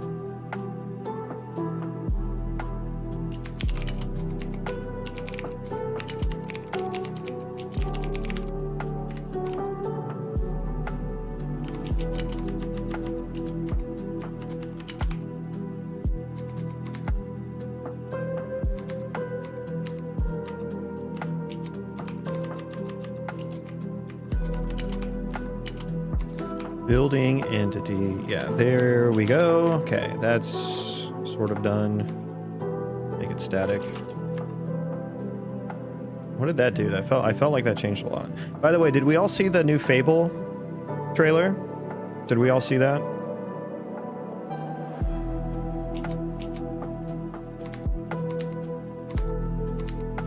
What are we thinking? Who played Fable? Who played Fable back in the day? That was I played Fable 2 and 3. Fable was it was a good game for me. I loved Fable 3.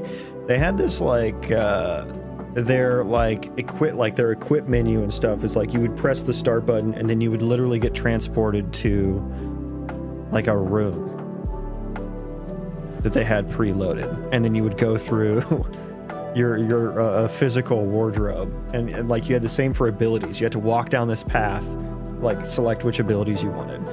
I was like, cool idea, but that was super annoying after a while. But other than that, I love the game. So it's like literally something that you would usually click through a UI menu for. You would have to move around in 3D space for. And at first it was cool, but yeah, that gets old, you know, halfway through the game.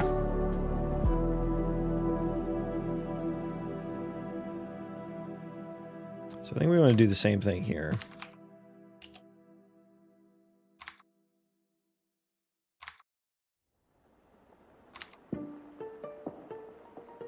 But the new trailer looks pretty... It looks visually so good. It looks visually phenomenal. Visually phenomenal.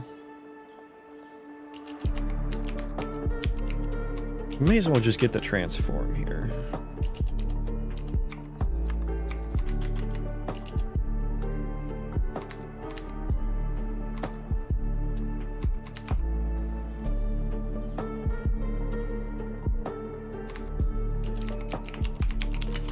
But I don't know, I'm starting to have, like... What are you doing? Ooh, okay. Let's change this to out transform to avoid confusion.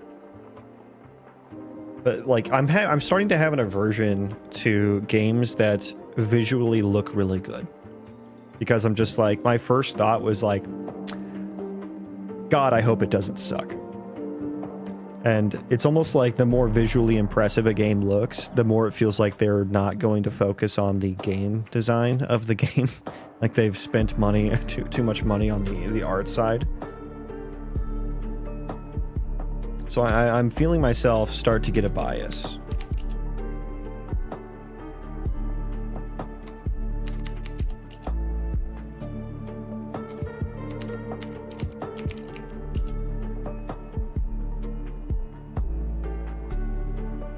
Get rotation. Oh, I need to get the rotator. Oh, that's annoying.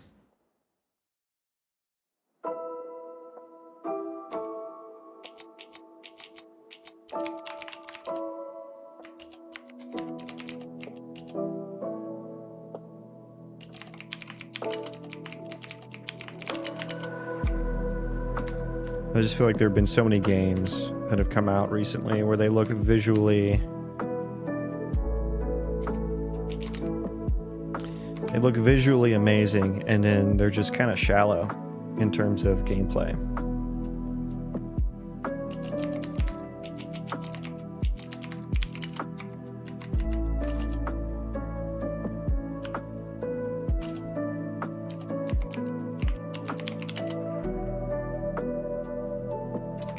Copy pasta old-fashioned here.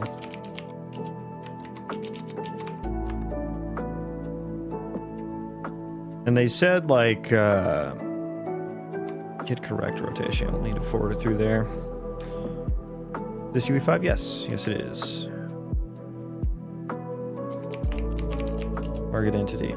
Now, they said that the NPCs... They were saying like, oh, there's over 1,000 NPCs and they all have like schedules where they walk around and you can follow them for a day. And, you know, they can be upset with you because you can buy houses there. And you can like evict them from, you can become a landlord. You can raise their rent, you know, and they can hate you or like you, and you can have them work for you too. And I was like, okay. So at first I thought that they were just going to have these kind of pre-baked schedules and move paths and sleeping locations and kind of just fake it in a way where it's like, yeah, you can follow them for a day. I mean, what'd you expect? Game's been doing that for, you know, you could follow an NPC around in Skyrim for a day. He's not going to just disappear at some point, right? But it's like, what are those NPCs doing when you're not there? That's my question. That's my question.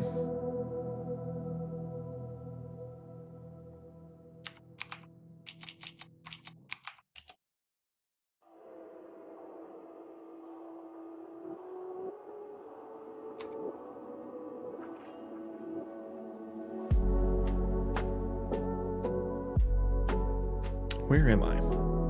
Where am I? I've lost myself.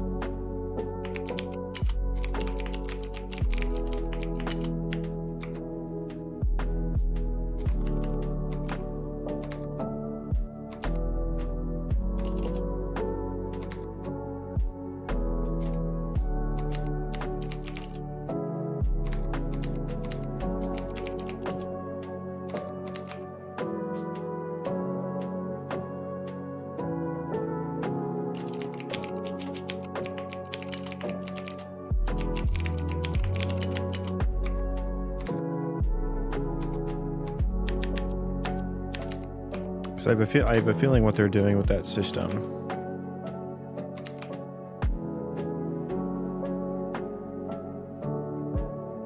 is not as much as I really want. I want it so bad out of a game to do like the full-fledged simulation.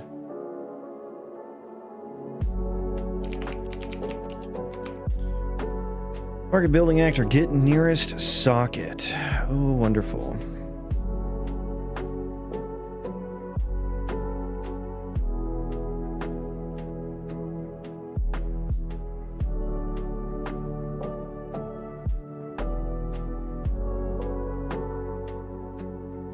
God, I really want to like prompt AI to do this refactor because it is kind of straightforward, but I'm so worried it's just gonna like make an absolute mess out of it.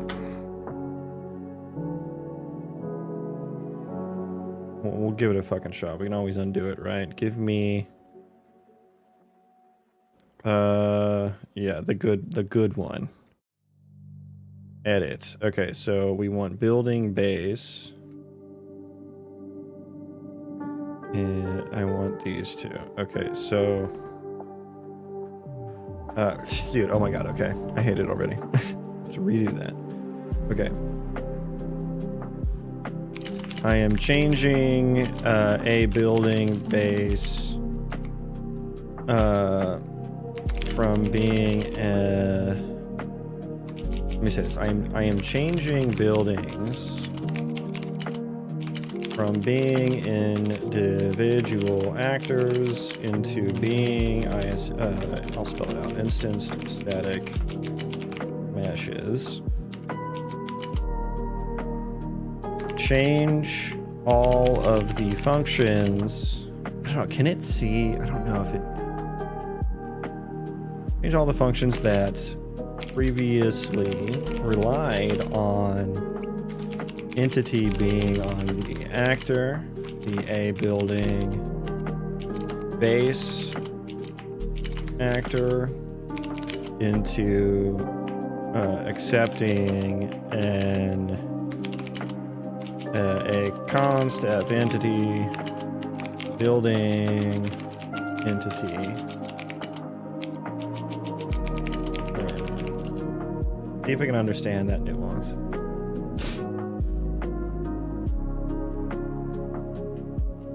And also, can you change files while it's going? I never understood. Like, that probably fucks it up, right? I would like to, like, do the refactor a little bit as well while I'm waiting here. While I'm fucking vibe coding my ass off here.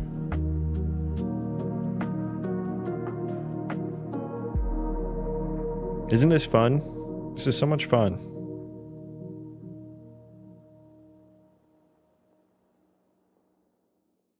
Hi, Mox. Oh, big chungus.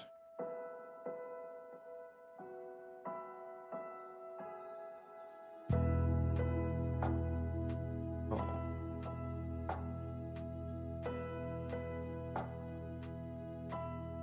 Being a good girl today. This is taking a while. My God, this is taking a while.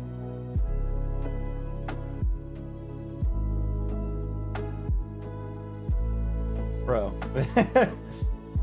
Is this what people do? They just prompt and they sit here and wait for 5 minutes? Like...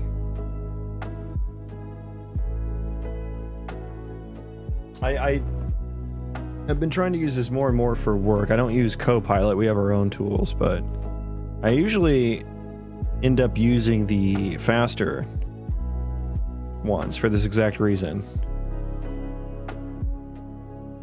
Bro. What? Did I reach my quota or something? Okay, just stop. Can you rerun it? Rerun it. With the with Gemini 3 Flash.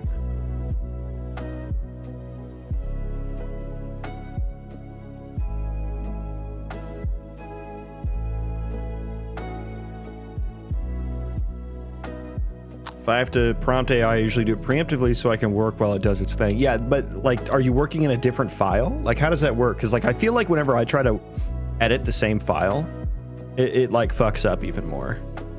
Dude, even 3 Flash. I mean, this kind of feels like an infrastructure. This feels like a GitHub Copilot issue. I know for a fact Gemini 3 Flash is way fucking faster than this.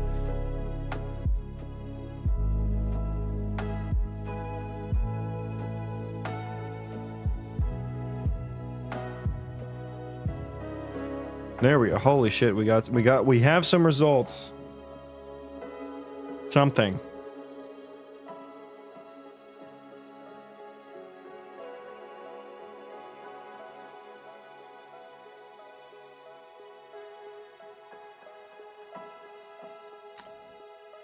I use GitHub Copilot on the browser. It sees snapshots of my code so I can just work in parallel. Oh, interesting. I didn't even know there was a web interface for Copilot. I use Gemini. Yeah, I usually do too, but that's just because I have to. The AI Studio Gemini I still think is like the best. And honestly, 3 Flash seems better than 3 Pro. That was a good call, actually. I missed that one. So that one's good. That was actually a positive change. Thank you, AI. Is that nickname? Does that need an entity? It does. Okay. Accept.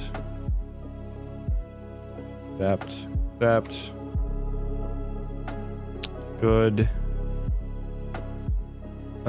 Building into, yeah, so that's just renaming it. Also, can I still see the code coloring on the Can I still see the code coloring on here? I would like to see that on the discard, on the red.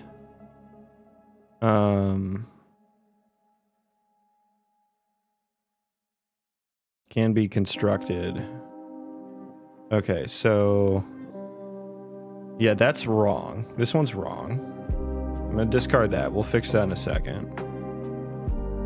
It didn't fix any of these. Oh, missed several down there. We'll keep moving. It didn't fix that.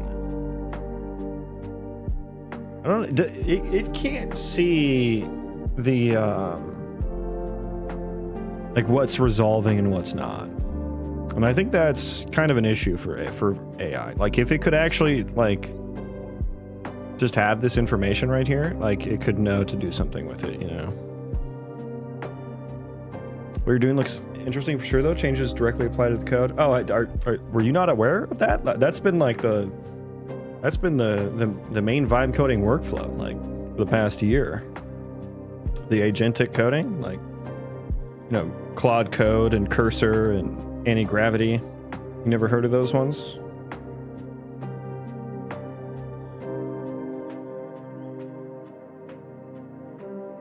I wouldn't dare. Why not?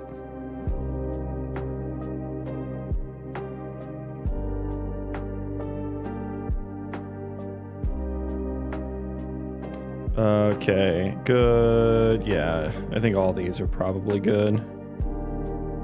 As landscape support.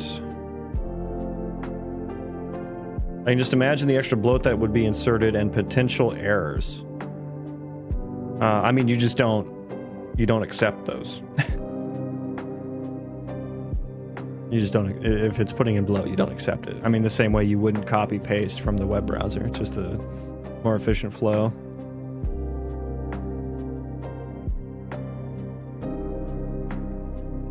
Oh, it changed it to not...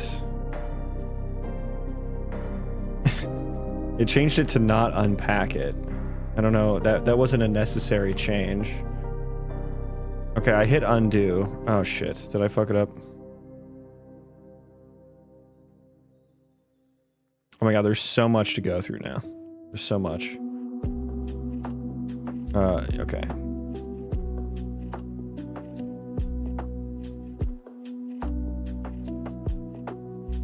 Yeah, but like after 3+ attempts with changes you don't want, it starts feeling pointless and a waste of time compared to just manually doing it. I mean, I do feel that with the agentic coding, and then I just take over manually, right? I don't use it anymore. But I don't know why you would prefer to use... I don't know why you would prefer to copy paste, right? And then you can see the changes in line, right? Like you can review the code a lot easier, I would imagine.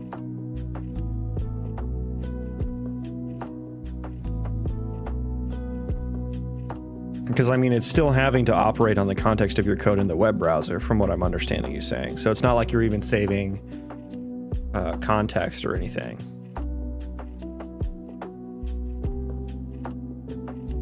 It has direct access to my Git repository, so I don't have to copy paste. So then how is it different than in editor?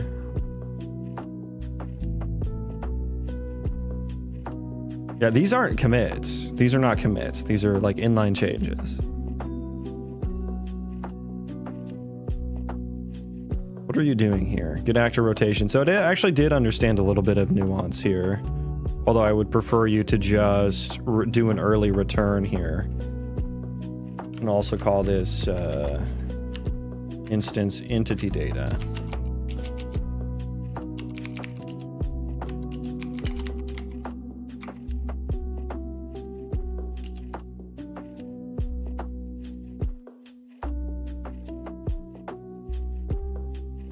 Entity location wasn't even actually used. Oh, it was called local extent. Okay, hang on. Undo all of that. I have to write this one myself.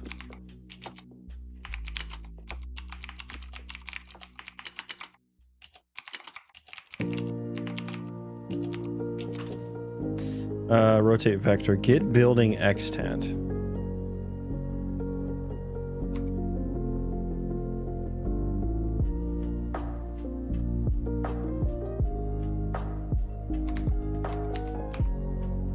Does Git building, does that, no, that one doesn't, why did I accept that? That one doesn't make sense. Although if I'm going from a static function.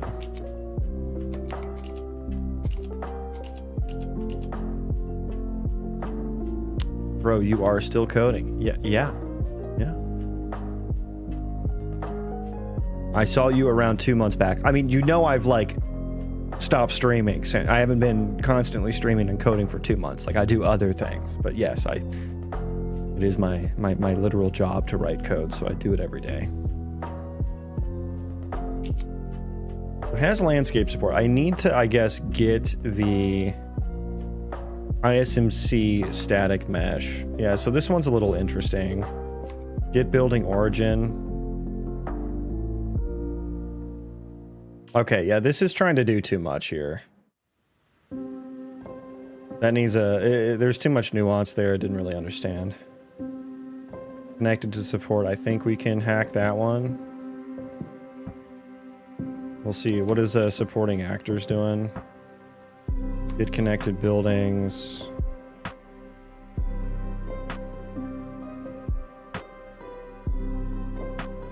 Okay, so it added a comment in here. Yeah, I forgot I was doing like this weird scaling thing. Bro, please tell me what keeps you going. Me enjoying it and wanting to do it.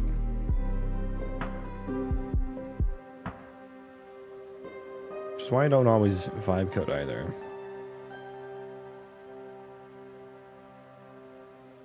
I might discard everything here.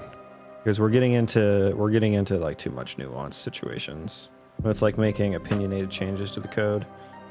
Yeah, I think I have to discard all here. Discard all. It was a nice try, but I think we're gonna. Okay, I discarded all and. What is this?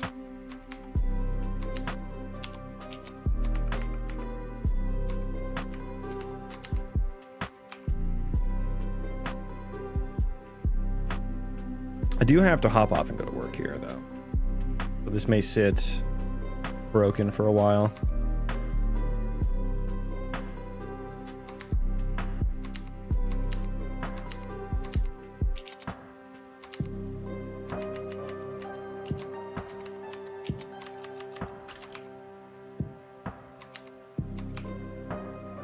If you git start journey now, what one line you will say to your younger self? I would say nothing, because I don't regret. No regrets.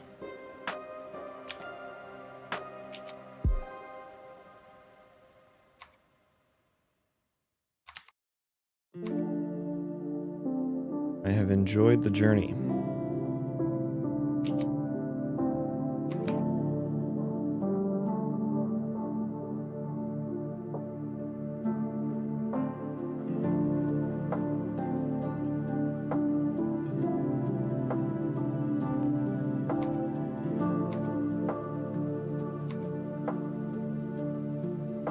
Yeah, this is gonna need...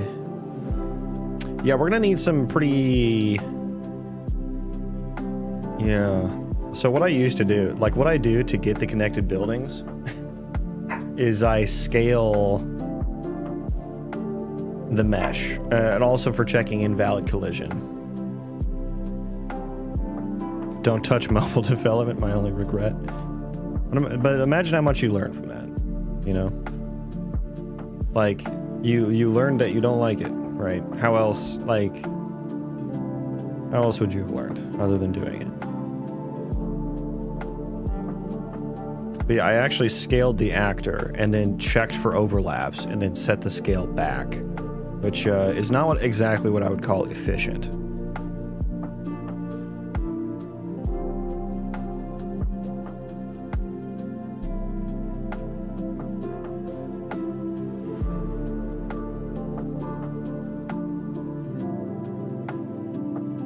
But I mean, can I just change the instance scale? I don't know. We'll see. We'll see. I do have to hop off and go to work now, though. So let's find someone to send you guys over to. Who's streaming? Who's streaming? Ronnie B is streaming, but he's BRB. So we'll go over to Stevie, where I see Adder, Turning Cog, and Graham. So we'll go hang out, go join the homies over there. Thank you guys, though, for hanging out with me. I appreciate it. Thank you for spending your Friday with me. If I don't see you this weekend, I hope you all have a great weekend. Stay cozy. Those of you who are getting a snowstorm like me, stay cozy, my friends.